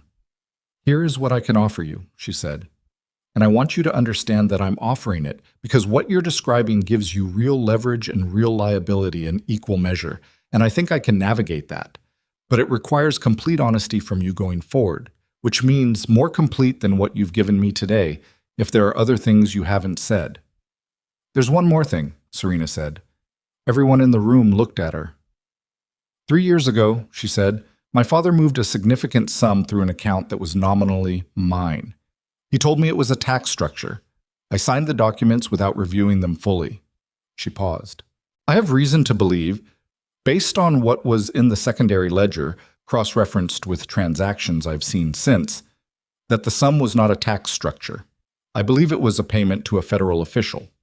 And I believe the account trail, if followed, leads to my name as the originating party." The silence in the room was different from any of the previous silences. "Reason to believe," Elena said carefully, "or certainty?" "Enough certainty that I've been unable to sleep cleanly for 3 years," Serena said. Elena Marsh looked at her for a long time. The expression on her face was the expression of a woman who had seen a great deal in her professional life, and who was in the process of recalibrating her understanding of the scale of this particular situation. "All right," she said. "Here's what we're going to do." And before she could say another word, Rosa's phone rang. Rosa looked at the screen. Her face changed. "It's your father," she said, looking at Serena. "But he's calling from an unknown number, not his phone." Serena went still. Antonio De Luca had one phone. He had always had one phone. He had told her repeatedly over the course of her entire life that a man with 2 phones was a man with something to hide, and that a man with something to hide was a liability. He had never, in her memory, called from an unknown number. She held out her hand. Rosa passed her the phone. She answered. "Papa." The voice on the other end was her father's. But something was wrong with it. Not the tone or the words, but the texture underneath, the specific quality of a person speaking from a position they did not choose. "Serena," he said, "listen to me carefully. Don't say anything. Just listen." She listened. "They came to the house 40 minutes ago," he said. "Federal agents, 6 of them. They have a warrant." A pause. The sound of movement in the background, shade, voices, the creak of something, the controlled acoustic of a large room being processed. "They're taking the files. All of them." Another pause. "Marcus was with them." She closed her eyes. "Marcus walked in with them, Serena. He was standing right behind the agent who handed me the warrant." Her father's voice had the flatness of a man who had absorbed an enormous fact and was not yet on the other side of processing it. 30 years. He sat at my table for 30 years. She opened her eyes. "I know," she said. A silence. "How long have you known?" he said. "Since about 2 a.m. The silence that followed was long enough to contain everything neither of them could say on an unsecured line. "I need you to understand something," Antonio said finally. His voice had changed again, quieter, stripped of the layers she was used to hearing in it, something more fundamental underneath. "Whatever you decide to do in the next few days, whatever arrangement you make, I need you to know that I—" He stopped. "Papa, I'm going to be arrested," he said. Flat, certain, the voice of a man who has done the calculation. "Probably within the hour. Once the warrant is executed, they'll move to—" He stopped again. "I need you to understand that I know what I built. I know what it cost. And I need you to know that I—" The line went dead. Serena held the phone. The room was completely silent. She set Rosa's phone on the table and looked at her own reflection in the laptop screen. Distorted, dark, the image fragmented by the angle of the machine. She thought about her father's face that morning in her room. "Whatever else, I'm proud of you." She thought about the warrant, the files, Marcus Hale walking through the door of her family's house with 6 federal agents behind him, 30 years of trust converted into immunity on 3 counts. She thought about the account, 3 years ago. Her name on the originating documents of a payment to a federal official, the specific liability that attached to her signature regardless of her knowledge of what it was for. She looked at Elena Marsh. He's going to be arrested, she said. Her voice was completely steady, which cost her something, but she paid it. Within the hour. Elena nodded. She had already understood this from the half of the conversation she'd heard. When they have him in custody, Serena said, they're going to offer him a deal. And my father is not a man who takes deals, which means they're going to come for the next available pressure point. She paused. Which is me. Yes, Elena said. The account with my name on it. Yes. Serena looked at the window. The city outside was fully in mourning now, gray and bright and indifferent and continuous. If I wait for them to come to me, she said, I'm reactive. I'm someone being investigated.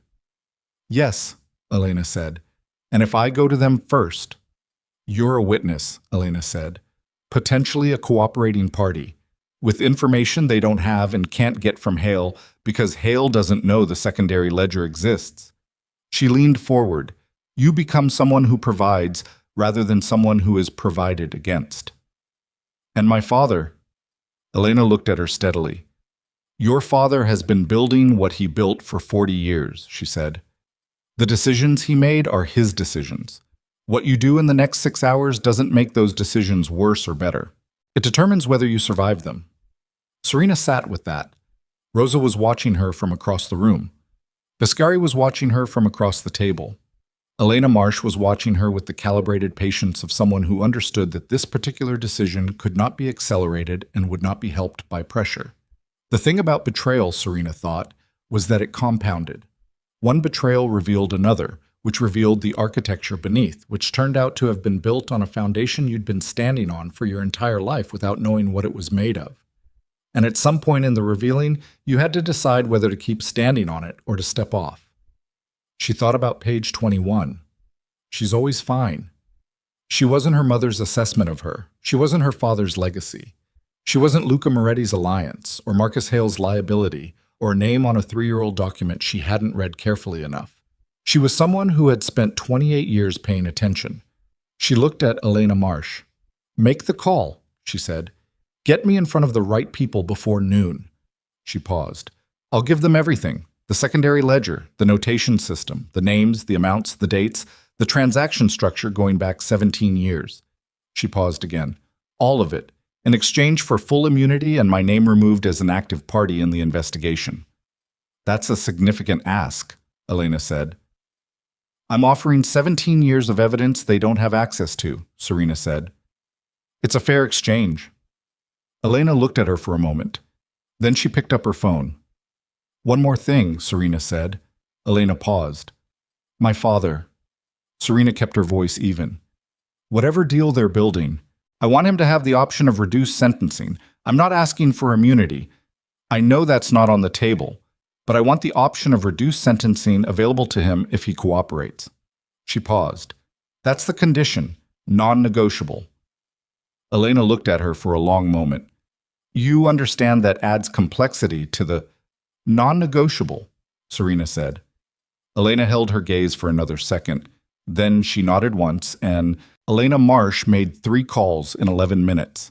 Serena listened to all 3 without moving from the chair.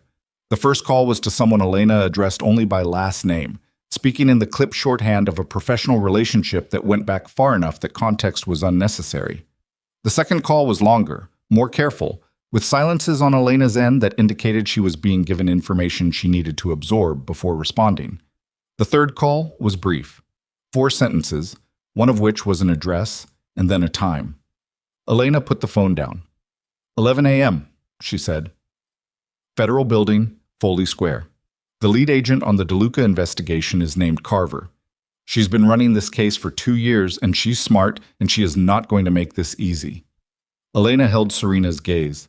She's also practical enough to understand what you're offering and what it's worth. That's the only reason this is happening before noon instead of next week. What do I need to know about her? She came up through financial crimes before moving to organized crime division, which means she thinks like an accountant. She follows money, not people. She's less interested in who you are and more interested in what the numbers can prove. Elena paused.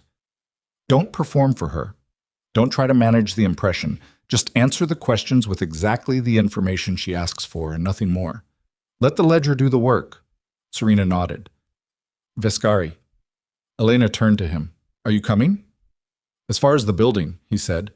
I have clearance complications that make it simpler if I wait outside. Elena looked at him for a moment with the expression of someone filing information away without comment. Fine. She stood, closed her notebook, picked up her briefcase. Rosa. Rosa looked up. Go get the files from Queens, Elena said. Now, before anyone else does. Take nothing that isn't the physical ledger copies. Touch nothing else. If anyone stops you or asks questions, you call me before you say a single word. Understood? Understood, Rosa said, and was already moving. The room emptied in 4 minutes. Serena changed into the jeans and sweater from Rosa's bag. She washed her face. She pulled her hair back. She stood in front of the bathroom mirror for exactly 10 seconds, not to prepare an expression or compose a presentation, but just to look at herself and confirm that the person looking back was still the person who had made the decisions that had brought her here, and that she was still willing to defend those decisions. She was. She turned off the bathroom light and walked out. Foley Square in November was all gray stone and cold air, and the specific institutional weight of federal architecture, buildings that had been designed to communicate permanence and authority through sheer mass, as though the size of the structure was itself an argument. Serena had been inside federal buildings before, twice, accompanying her father to meetings with attorneys that had required supervised premises. She had always noticed, each time, the quality of the light inside, fluorescent and flat, egalitarian in its indifference, falling on everyone the same way regardless of who they were or what they'd come to do. She noticed it again now as she and Elena moved through security. The guards were professional and rapid, and did not look at her with any particular interest, which she took as a good sign. It meant the arrest of Antonio De Luca had not yet made the rounds in the way that would have generated that specific quality of sideways attention. They were taken to a room on the 4th floor. Not an interrogation room. That was the first thing she registered, because the distinction mattered. It was a conference room. Rectangular table, 6 chairs, a window that faced an interior courtyard, a camera mounted in the upper corner that was on and not pretending otherwise, a water pitcher on the table with 2 glasses. A woman came in 2 minutes after them. Agent Carver was 46, give or take, with the specific physical quality of someone who had been doing physically and mentally demanding work for long enough that their body had settled into a functional rather than performative state. Medium build, dark hair going gray at the temples, wearing a suit that was good enough to be professional and plain enough to be unremarkable. She had a file folder and a legal pad, and she carried both without ceremony, setting them on the table without looking at Serena first, taking a moment to arrange things before she looked up. When she did look up, she looked at Serena with the specific attention of someone who had already read a great deal about her and was now calibrating the reading against the reality.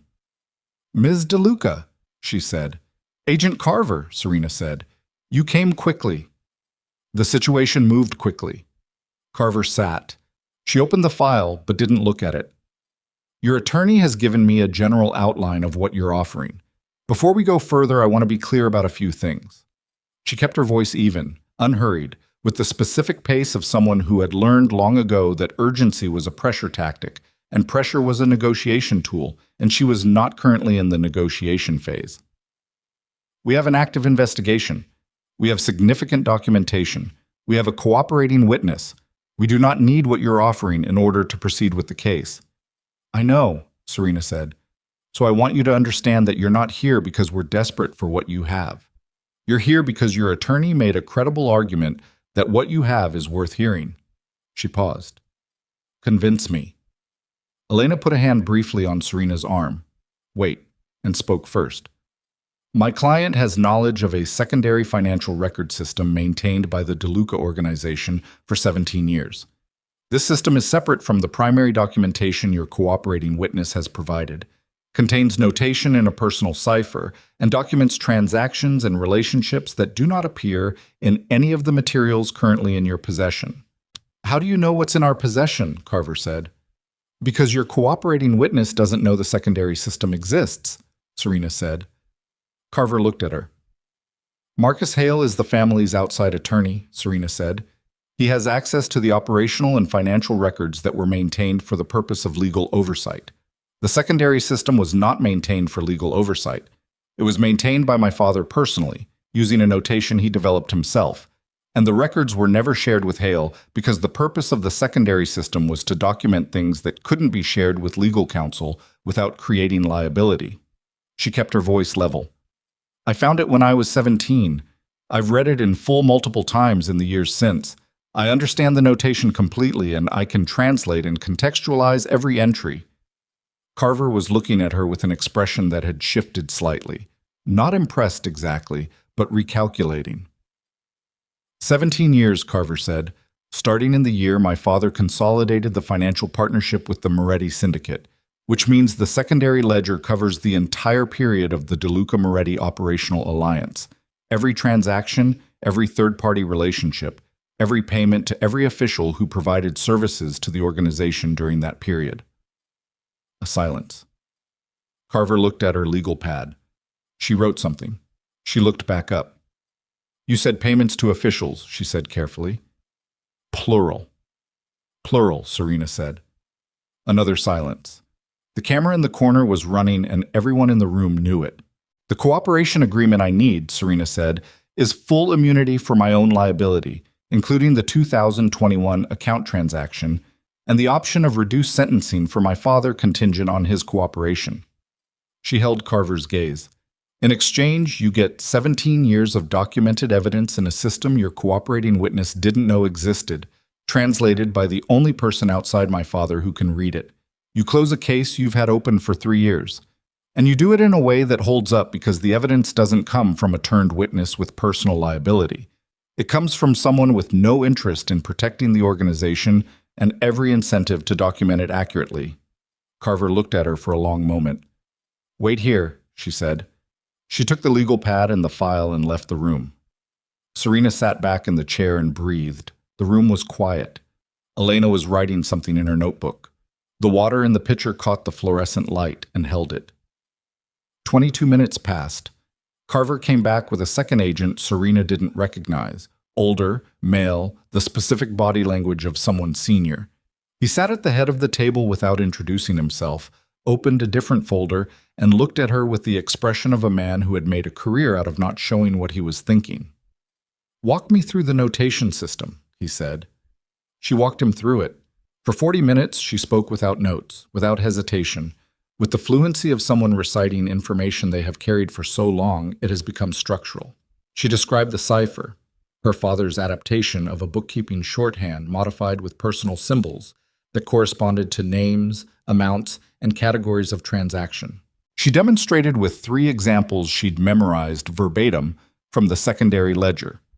She explained the organizational logic, the way entries were grouped not by date but by relationship, each third-party contact given a symbol that appeared consistently across years of transactions.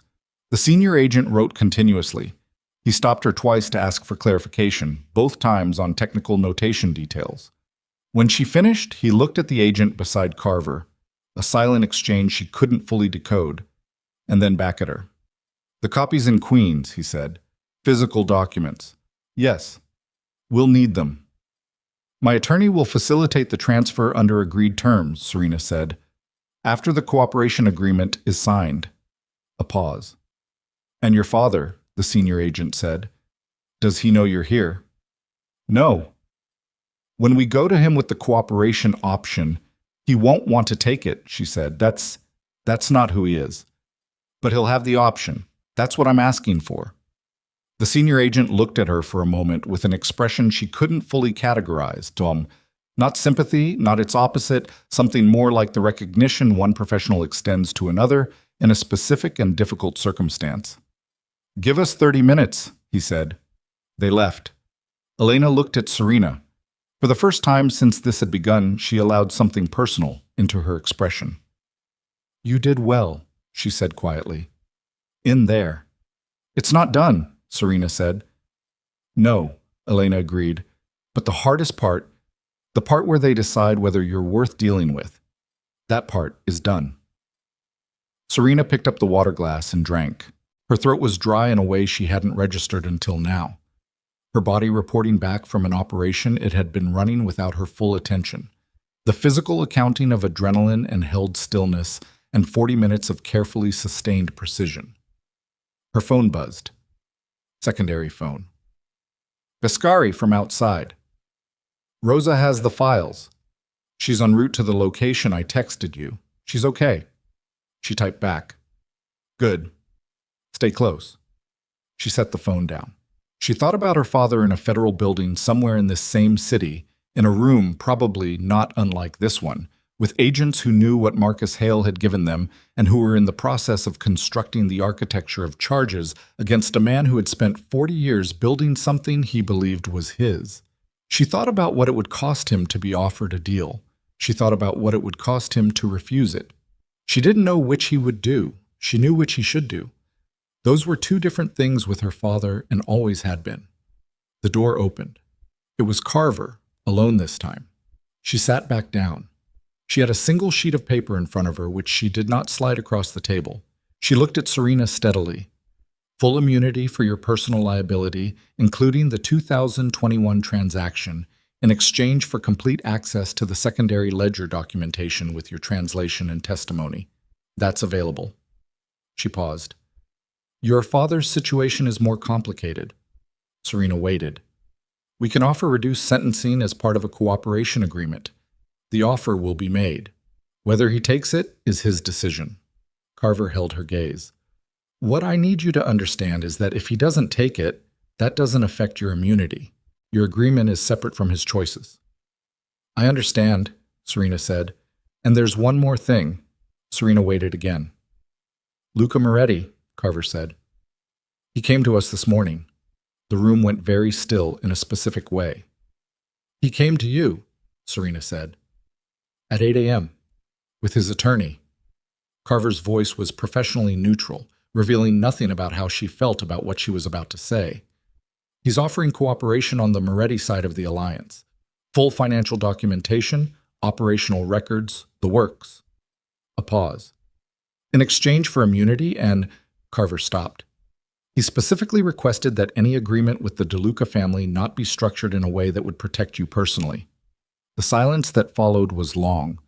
Serena felt something move through her that was not surprise. Surprise would have required her to have believed something different about him before this moment, and she had stopped believing things about Luca Moretti approximately 18 hours ago. What she felt was something colder and more specific, the recognition of a move being made, the particular sensation of an opponent who has decided that if he's going down, he is going to take the specific thing that cost him with him. He's trying to block my immunity, she said. He's arguing that you were an active knowing participant in the financial structures he's documenting, that your signatory authority and your business registration in the partnership agreements constitutes knowing participation, not passive involvement. Carver kept her voice even. He has documentation that supports the argument, not conclusively, but enough that it creates a question. Elena's hand came down on the table. Not hard, but deliberate. My client came here voluntarily with evidence your case did not have access to. Whatever Moretti is arguing, I understand what your client did, Carver said. I'm telling you what we're dealing with because you need to know. She looked at Serena. If Moretti's argument has merit, if a jury could look at the signatory authority and the business registration and conclude knowing participation, then my immunity offer has a problem. Serena looked at the water glass. She looked at the camera in the corner. She looked at Carver. The secondary ledger, she said. You've heard the notation system. You know what it documents. Yes, Carver said. Does it document payments to federal officials? You said it does. Specifically, Serena said, does it document payments to a federal official who has been involved in providing information to the Moretti organization regarding the timing and scope of federal inquiries into their financial structure? She held Carver's gaze. Because if it does, and if that official is someone currently in a position where that documentation would be significant, then what I'm offering you is not just evidence in an organized crime case, it's a corruption case, which is a different scale of negotiation entirely. The silence that followed was the longest of the morning. Carver looked at her without expression. Is that what it documents? She said. I believe so, Serena said, but I'd need to review the copies Rosa brought to confirm the specific entries. She paused. Which I can do. Today. Here. With you in the room. Carver stood. She walked out again without a word. This time she was gone for 8 minutes. When the door opened, it wasn't Carver. It was the senior agent. He sat back at the head of the table with a different kind of energy than before. Something tighter, more present. The specific focus of someone who has understood that what he is sitting across from is larger than what he walked into this morning expecting to deal with. "Tell me about the federal official," he said. "The immunity agreement first," Elena said. He looked at Elena. He looked at Serena. He looked at the table. "Full immunity?" he said. "Signed today. Moretti's objection will be addressed as part of the agreement." Paused.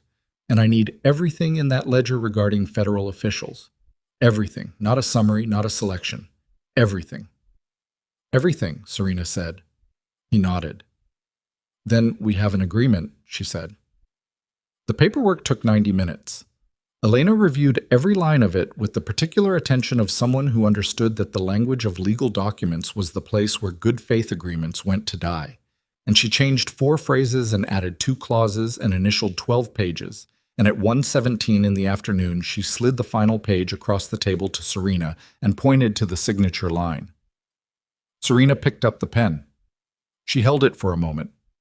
She thought about the ledger in the storage unit. She thought about 17 years of watching and knowing and holding. She thought about what it meant to give it up, not just as evidence in a case, but as the thing she'd been carrying since she was 17, the private weight of knowing what the world she lived in actually was and choosing to remain inside it anyway. She signed. The agent countersigned. Carver countersigned as witness. It was done. Bosens. Rosa arrived at 1:45 with a bag containing 3 physical ledger copies and a flash drive of the photographs Serena had taken in the car the previous morning. She came into the conference room and set the bag on the table and looked at Serena with an expression that asked several questions without words. Serena answered with a single nod. Rosa sat down. Serena spent the next 3 hours going through the secondary ledger with Carver and the senior agent and a financial analyst who arrived at 2:30 and set up a laptop and didn't speak for the first hour, just processed. She translated. She contextualized. She walked them through entries that documented 23 separate payments to a federal official designated in her father's cipher as a symbol she'd always read as a compass needle pointing west, a symbol that, once she explained its meaning and cross-referenced it with 3 specific dates in the documentation, caused the senior agent to step out of the room for 4 minutes and come back with an expression Serena couldn't decode but recognized as significant. At 4 p.m., Carver asked her if she needed a break. "No," she said. "You've been talking for 3 hours." "I know." She picked up the water glass, the 3rd refill, and drank. "I've been carrying this for 17 years. 3 hours is nothing." Something moved across Carver's face. Not softness, exactly, but a kind of professional acknowledgement. They continued. At 5:15, her secondary phone buzzed. "Vescari. They took your father in for processing an hour ago. His attorney is with him. They made the cooperation offer." She held the phone under the table and typed back, "And?" A pause. Longer than she wanted. "He's thinking about it." She set the phone down and looked at the ledger entry in front of her. A notation from 7 years ago that she knew documented a cash payment routed through a shell company to the compass needle contact, and she breathed once, slowly, and continued translating. She was still there at 6:30 when Carver's phone rang. Carver stepped into the corner, spoke quietly, listened. Her face remained controlled, but something in her posture shifted, a minimal but readable adjustment in how she was holding her shoulders. She hung up. "Luca Moretti's cooperation agreement," she said, "has been suspended pending review." She looked at Serena. "The documentation he provided has a chain of custody problem. His attorney submitted materials that appear to have been altered within the past 24 hours. A pause. "We're looking at whether the alteration was his attorney's decision or his." "It was his," Serena said, without hesitation. Carver looked at her. "He altered records 18 months ago when he first started planning the post-wedding logistics," Serena said. He needed certain things to appear a certain way for the alliance structure to work. I noticed the inconsistencies at the time and didn't understand them fully. I understand them now. She paused. It'll be in the secondary ledger, page 41 of the third copy. My father noted the inconsistency and documented it because he didn't trust the Moretti record keeping. Carver looked at Rosa, who found page 41 champon and slid the ledger across the table. Carver read it. She looked up at Serena with the expression of someone who has spent 2 years building a case and has just discovered that the structure they built is both larger and more solid than they thought. Is there anything else in here I need to know about before we close today? Carver said. Serena looked at the ledger. At 17 years of her father's careful private documentation of the world he'd built and the costs it had extracted. At the compass needle symbol appearing on page after page after page. She looked at the window. The sky outside was fully dark now. The day had gone somewhere she hadn't tracked. Yes, she said. She turned to page 67. She began to read. In the hallway outside the conference room, audible through the closed door, she could hear the sound of additional agents arriving.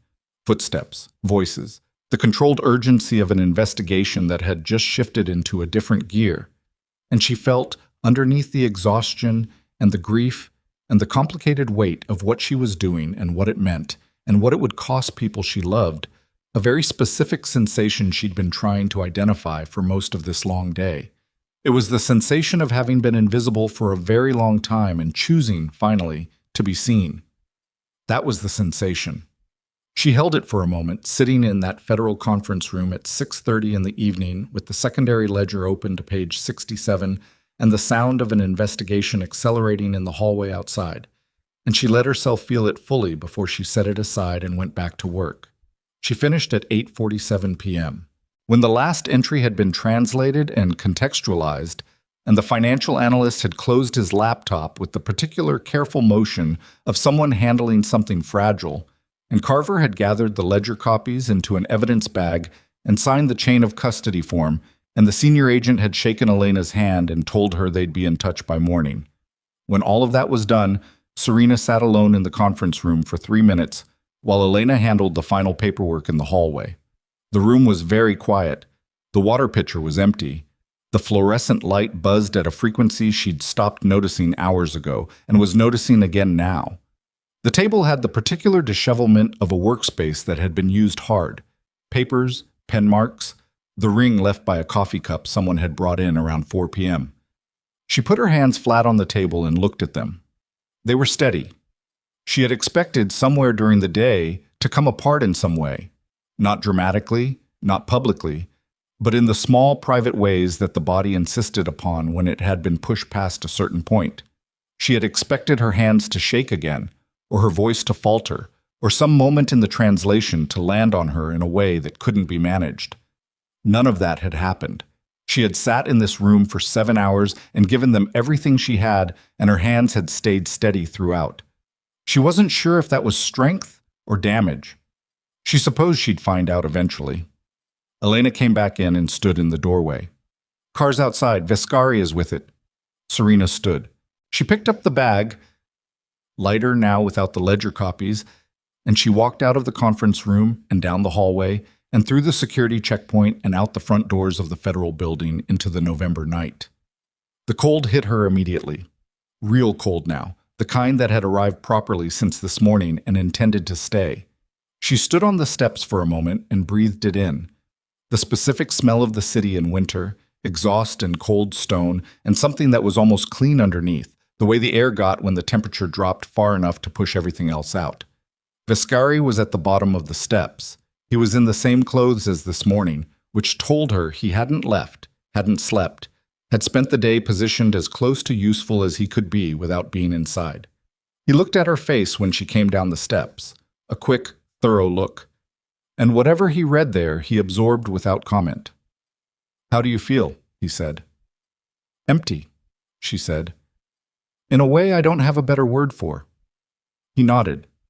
He understood what she meant. She could tell, the way someone understands something they know from the inside rather than from being told.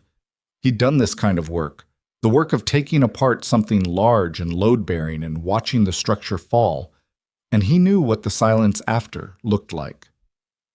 "Rosa's at the hotel," he said. "She got food." "Good," Serena said. They walked to the car. Fine. She slept for 11 hours. She hadn't intended to.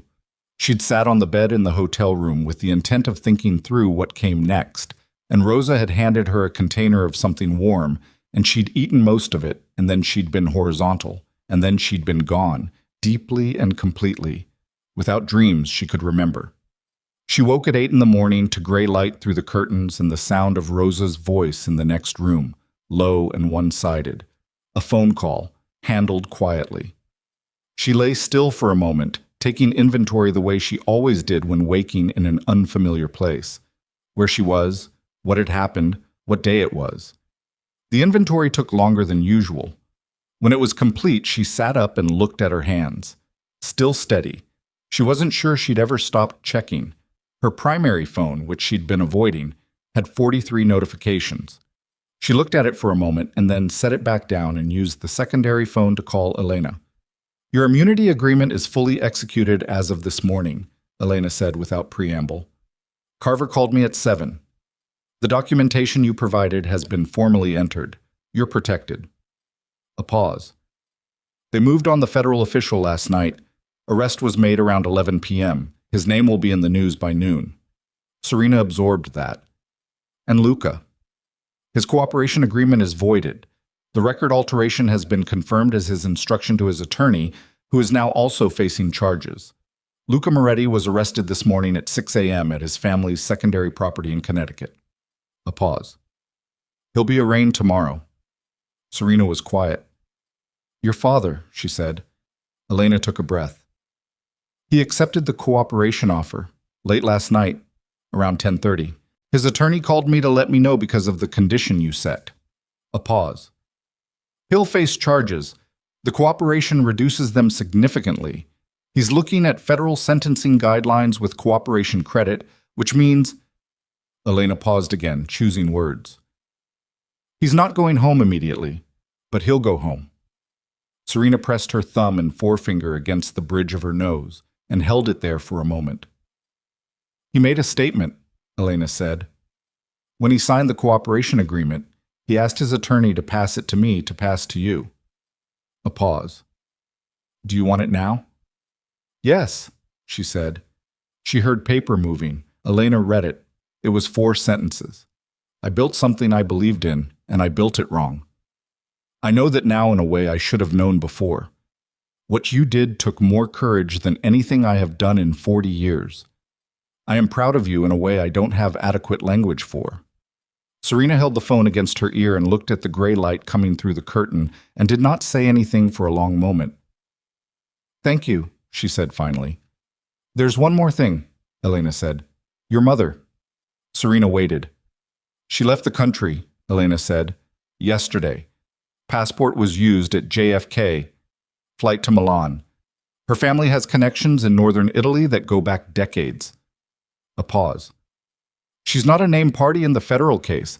There's nothing illegal in her leaving. She's simply gone." Serena sat with that. She had not, she realized, given much thought to what would happen to her mother. She had thought about her father. She had thought about Luca.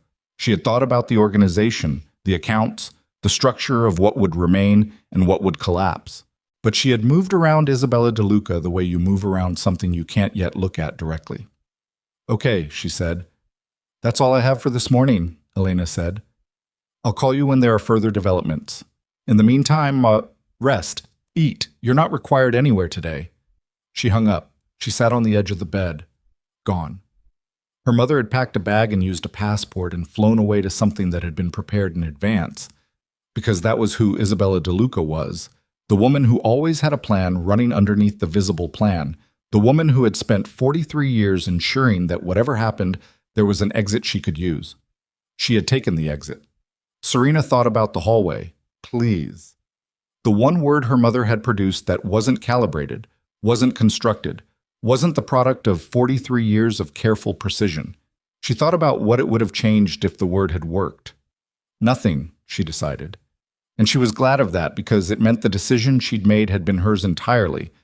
Not forced by the absence of alternatives, not determined by her mother's failure to stop her, but chosen. Her choice, in the fullest sense. She stood up and went to find Rosa. What? They checked out of the hotel at 10. Vescari drove them. He had a car that was neither subtle nor conspicuous, the kind of vehicle that belonged to someone who understood that anonymity came from being unremarkable rather than from being invisible. He drove without asking where they were going, which she appreciated. "The apartment on Perry Street," she said. "I'll need it opened." He glanced at her in the rear view. "I can have that done." The apartment on Perry Street was a two-bedroom in the West Village that Serena had leased 3 years ago under her personal business registration, which was also the registration that had been used in the now-voided partnership agreements. It was, technically, her cleanest piece of real estate, the place most removed from the DeLuca organizational structure, the place she'd rented with money she'd earned through the legitimate consulting work she'd been doing in parallel to the family world for 6 years, building something at the margins that no one had paid much attention to because it was small and quiet and didn't involve anyone they needed to impress. She'd been preparing for something without knowing what, for longer than she'd realized. The apartment was cold when they arrived. She stood in the front room while Vescari turned the heat on and Rosa opened the curtains, and the gray November light came in and showed her the room as it was. Simple, clean, spare in a way that reflected the person she was when she was alone rather than the person she performed in the DeLuca world. A desk, bookshelves, a kitchen that had a coffee maker, and not much else. "I need to make calls," she said. 3 or 4 hours of calls. Then I'd like to be alone for a while. Rosa looked at her steadily. "I can come back this evening." I know," Serena said. "Thank you." Rosa put down the bag she was carrying and put her arms around Serena for a moment. Not long, not elaborate, just the specific and adequate contact of two people who had known each other for 21 years and understood what the other needed and didn't need. Then she picked the bag back up and walked out. Vescari was in the kitchen doorway. He looked at her. "I found the coffee," he said. "Good," she said. "Make some. And then I need to tell you something."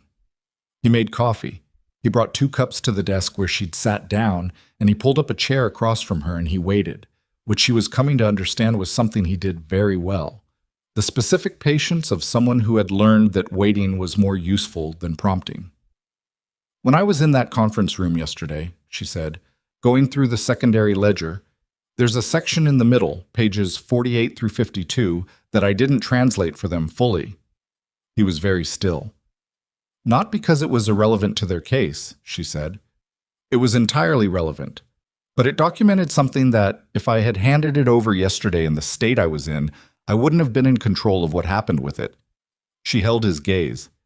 "It documents the specific mechanism by which the DeLuca financial network was cleaned through 3 legitimate international businesses. Those businesses are still operating. They're not named in the federal case because the case doesn't know they exist." She paused. "They have assets, significant ones, and the people running them have no knowledge of where the seed capital came from.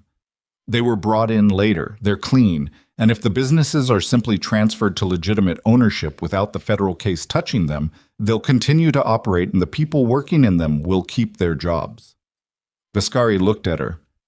"You withheld evidence," he said carefully. "I withheld nothing.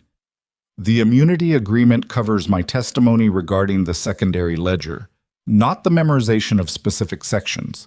I translated everything they asked me to translate." She paused. "But I need someone who understands the legal and security architecture to help me figure out how to approach Carver with this additional material in a way that protects the businesses and the people in them. Because handing it over without that architecture means the federal case folds those assets into the seizure proceedings and the legitimate employees lose their positions." He was quiet for a moment. "Is this what you've been thinking about since 8 a.m.? he said. "Since 6 a.m., she said. "I was awake for 2 hours before Rosa heard me." He looked at his coffee. He looked at her. He set the cup down on the desk and leaned back in the chair. "How long before you can build that architecture?" he said. 2 weeks, maybe 3. I need Elena's help on the legal side. I need someone who understands international corporate structure to set up the proper ownership transfer." She paused. And I need someone who can sit across from Carver and present it in a way that makes her understand that cooperating on this component is more valuable than prosecuting it. I can do that last part, he said. I know, she said. They looked at each other. This is going to take time, he said, not as a discouragement, as an accurate statement. I have time now, she said. For the first time in a while, I have quite a lot of it. He picked his coffee back up. He looked at the window. The Perry Street light was coming in at an angle that turned the spare room into something that looked, briefly, like a place someone actually lived rather than a contingency plan. I want to be clear about something, he said. All right. I came here this morning because you called, and because the situation required someone with the particular skills I have, and because— He stopped, started again. I want to be clear that my involvement going forward has nothing to do with any of those things. I'm not here because of the case, or because I have professional leverage in this situation, or because I owe you something from 18 months ago. He looked at her directly. I'm here because I've thought about the person you are since I met you, and because what I've seen in the past 24 hours has confirmed what I thought then, and because I'd like the opportunity to know you under circumstances that aren't this. He paused. If that's something you want. She looked at him for a long moment. Ask me again in 6 months, she said. Why 6 months? Because I'm not going to be able to know what I want clearly until I've had time to exist outside of the context I was living in, she said. And I think you know that, and I think you're asking now anyway because you wanted it on the table, which I respect. But ask me again in 6 months. He held her gaze for a moment. Then he nodded once. 6 months, he said. They drank their coffee. The calls took 4 hours. She spoke to the directors of the 3 legitimate businesses, separately, carefully, telling them enough to require their immediate attention and not enough to create panic. She told them there would be changes to the ownership structure over the coming weeks, and that those changes would not affect operations, staffing, or direction. She told them to prepare documentation she specified and to make no other moves until they heard from Elena Marsh. They were professional people, all 3 of them, and they received the information with the specific controlled alarm of people who understand that controlled alarm is the correct response. She called Elena and laid out the architecture she needed. She called 2 people on the original list she hadn't yet spoken to and briefed them briefly on where things stood. At 2 in the afternoon, she made the last call and sat in the silence of the apartment and let the silence be what it was. She thought about the ledger. Not the secondary one, the original, the one she'd found in her mother's car. The leather-bound diary with its worn corners and its leftward slant, and its 37 pages of a woman writing about things she'd decided she deserved. She thought about what it would have been like to read those pages and not have the capacity to act on them, to have found them and known, and then walked into that ballroom anyway and signed the contract and spent the next decade inside a marriage that was built on a foundation she knew was rotten.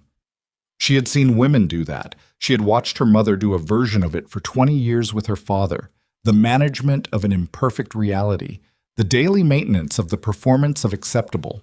She had always known she couldn't do it. She just hadn't known, until 12 hours before her wedding, what the alternative looked like.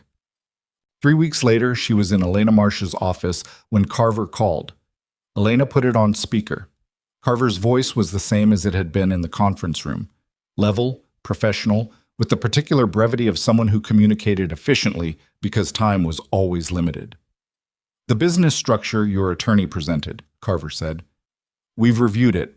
The 3 companies, the ownership transfer proposal, the documentation of original capitalization. A pause. We're prepared to accept the transfer structure in exchange for the additional ledger testimony regarding the capitalization sources. The businesses are not folded into the seizure. Employees are unaffected. Another pause. Ms. DeLuca? Yes, Serena said. The work you've done in the past 3 weeks to protect those businesses. A pause that lasted longer than Carver's pauses usually lasted. You didn't have to do that. I know, Serena said. The people working in them don't know what you did.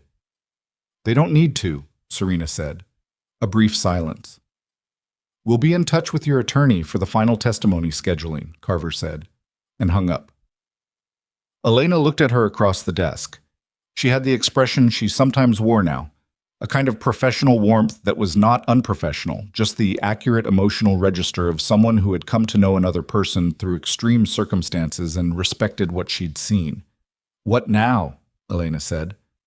"I have a meeting this afternoon," Serena said, "with the board of the third business. They need to understand the ownership transfer timeline." And after that, Serena thought about it.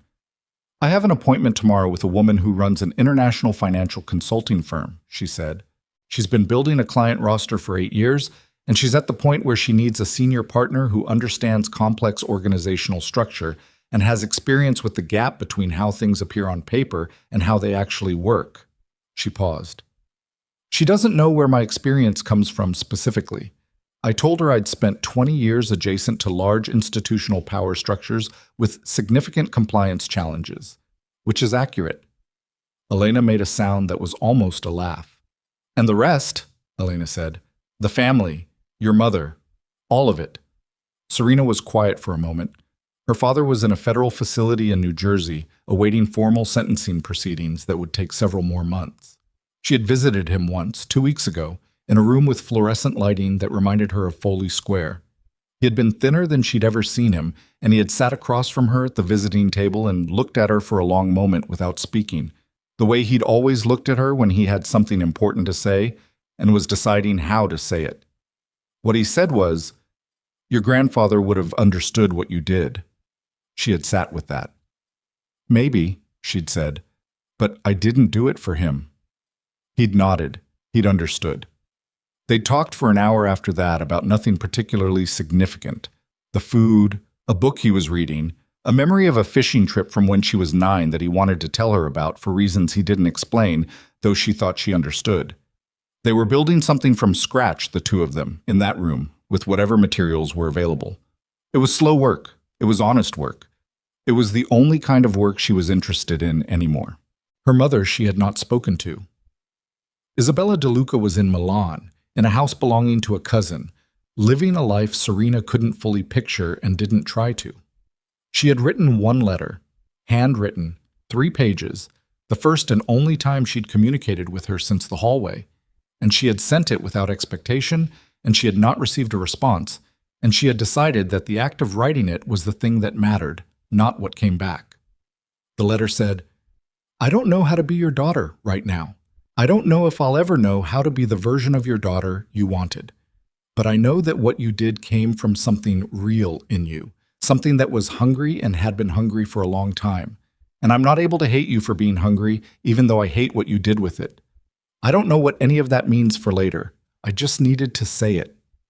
She had sealed the envelope herself. She didn't know if her mother had read it. She thought, probably, she had. She walked out of Elena's building into December. It had been 5 weeks since the wedding that wasn't, and the city looked exactly the same as it always did, which was something she'd noticed repeatedly during those 5 weeks. The way the world continued its ordinary operations while extraordinary things happened inside it. The way the streets and the buildings and the quality of cold air at 2 in the afternoon were indifferent to the particular human architecture that had collapsed and been rebuilt in the weeks since November. She stood on the sidewalk for a moment. Vascari was across the street. He'd driven her to the meeting, not because she'd asked him to, not because she needed the security, but because they had been spending time together in the practical way that people sometimes built toward something real, the way you learned whether you actually trusted someone by seeing how they handled the small things alongside the large ones. He was leaning against the car reading something on his phone, not watching for her, which she appreciated. He wasn't positioned as protection. He was just there. She stood still for a moment and took stock. She had immunity. She had an apartment on Perry Street. She had Rosa, who had not left and showed no signs of leaving. She had a meeting this afternoon and a job interview tomorrow, and a father who was reading books in New Jersey, and 3 businesses that were going to survive and employ people who would never know her name. She had a list that she'd made on the night of her wedding with 7 names on it, and she had worked through every one of them, and the work had held. She had a man across the street who was going to ask her something again in about 5 months, and she was going to have an answer by then. She was not fine, not entirely, not in the way the word usually meant. There were nights in the apartment when the silence was the specific silence of someone sitting with damage she didn't have a clean word for yet. There were moments during the day when the weight of what she'd given up, not the marriage, not the world, but her father, her mother, the entire architecture of belonging she'd grown up inside, would land on her without warning and take a moment to move through. She let it move through. She was getting better at that. The thing her mother had written, the line she kept returning to. She's always fine, she's better at this than either of us. She'd spent a lot of time in the past 5 weeks figuring out what she thought about it, whether it was a compliment or a failure of imagination, or both. Whether being the person who held together was something she'd chosen, or something she'd been assigned and had never thought to refuse. She thought it was both. She thought she was done accepting the assignment from anyone else. She crossed the street. Biscari looked up when he heard her footsteps. He looked at her face the way he always did. Quickly, thoroughly, then away, giving her back the privacy of her own expression. "How did it go?" he said. "Well," she said. She got in the car. He got in on the other side. He started the engine. The heat came on. "Where to?" he said. She thought about the board meeting. She thought about the Perry Street apartment and the bookshelves she'd been slowly filling. She thought about the fishing trip her father had described, the specific lake in upstate New York, the morning light on the water, the way he described it with more care than she'd ever heard him apply to a physical description. She thought she might want to see that lake sometime. "Take me home," she said. He pulled into traffic. The city moved around them, December and gray and entirely itself, indifferent and bright and full of the specific, ordinary energy of people living their lives without knowing or needing to know what was happening in the car moving through the intersection at Chambers and Broadway, carrying a woman who had burned down an empire in a ballroom and built something small and honest in the wreckage. She looked out the window. She had won nothing easy. She had lost things she would spend years accounting for. She had stood in rooms that required her to give up the last pieces of a life she'd spent 28 years inside, and she had given them up. And what was on the other side of the giving up was not triumph. It was quieter than that, and more durable. It was the particular and private satisfaction of someone who had, at the exact moment it mattered, refused to be who everyone around her had decided she was. The city went past. She watched it. She was, she thought, imperfectly, incompletely, in the specific ongoing way that was the only way anything real was ever true, free.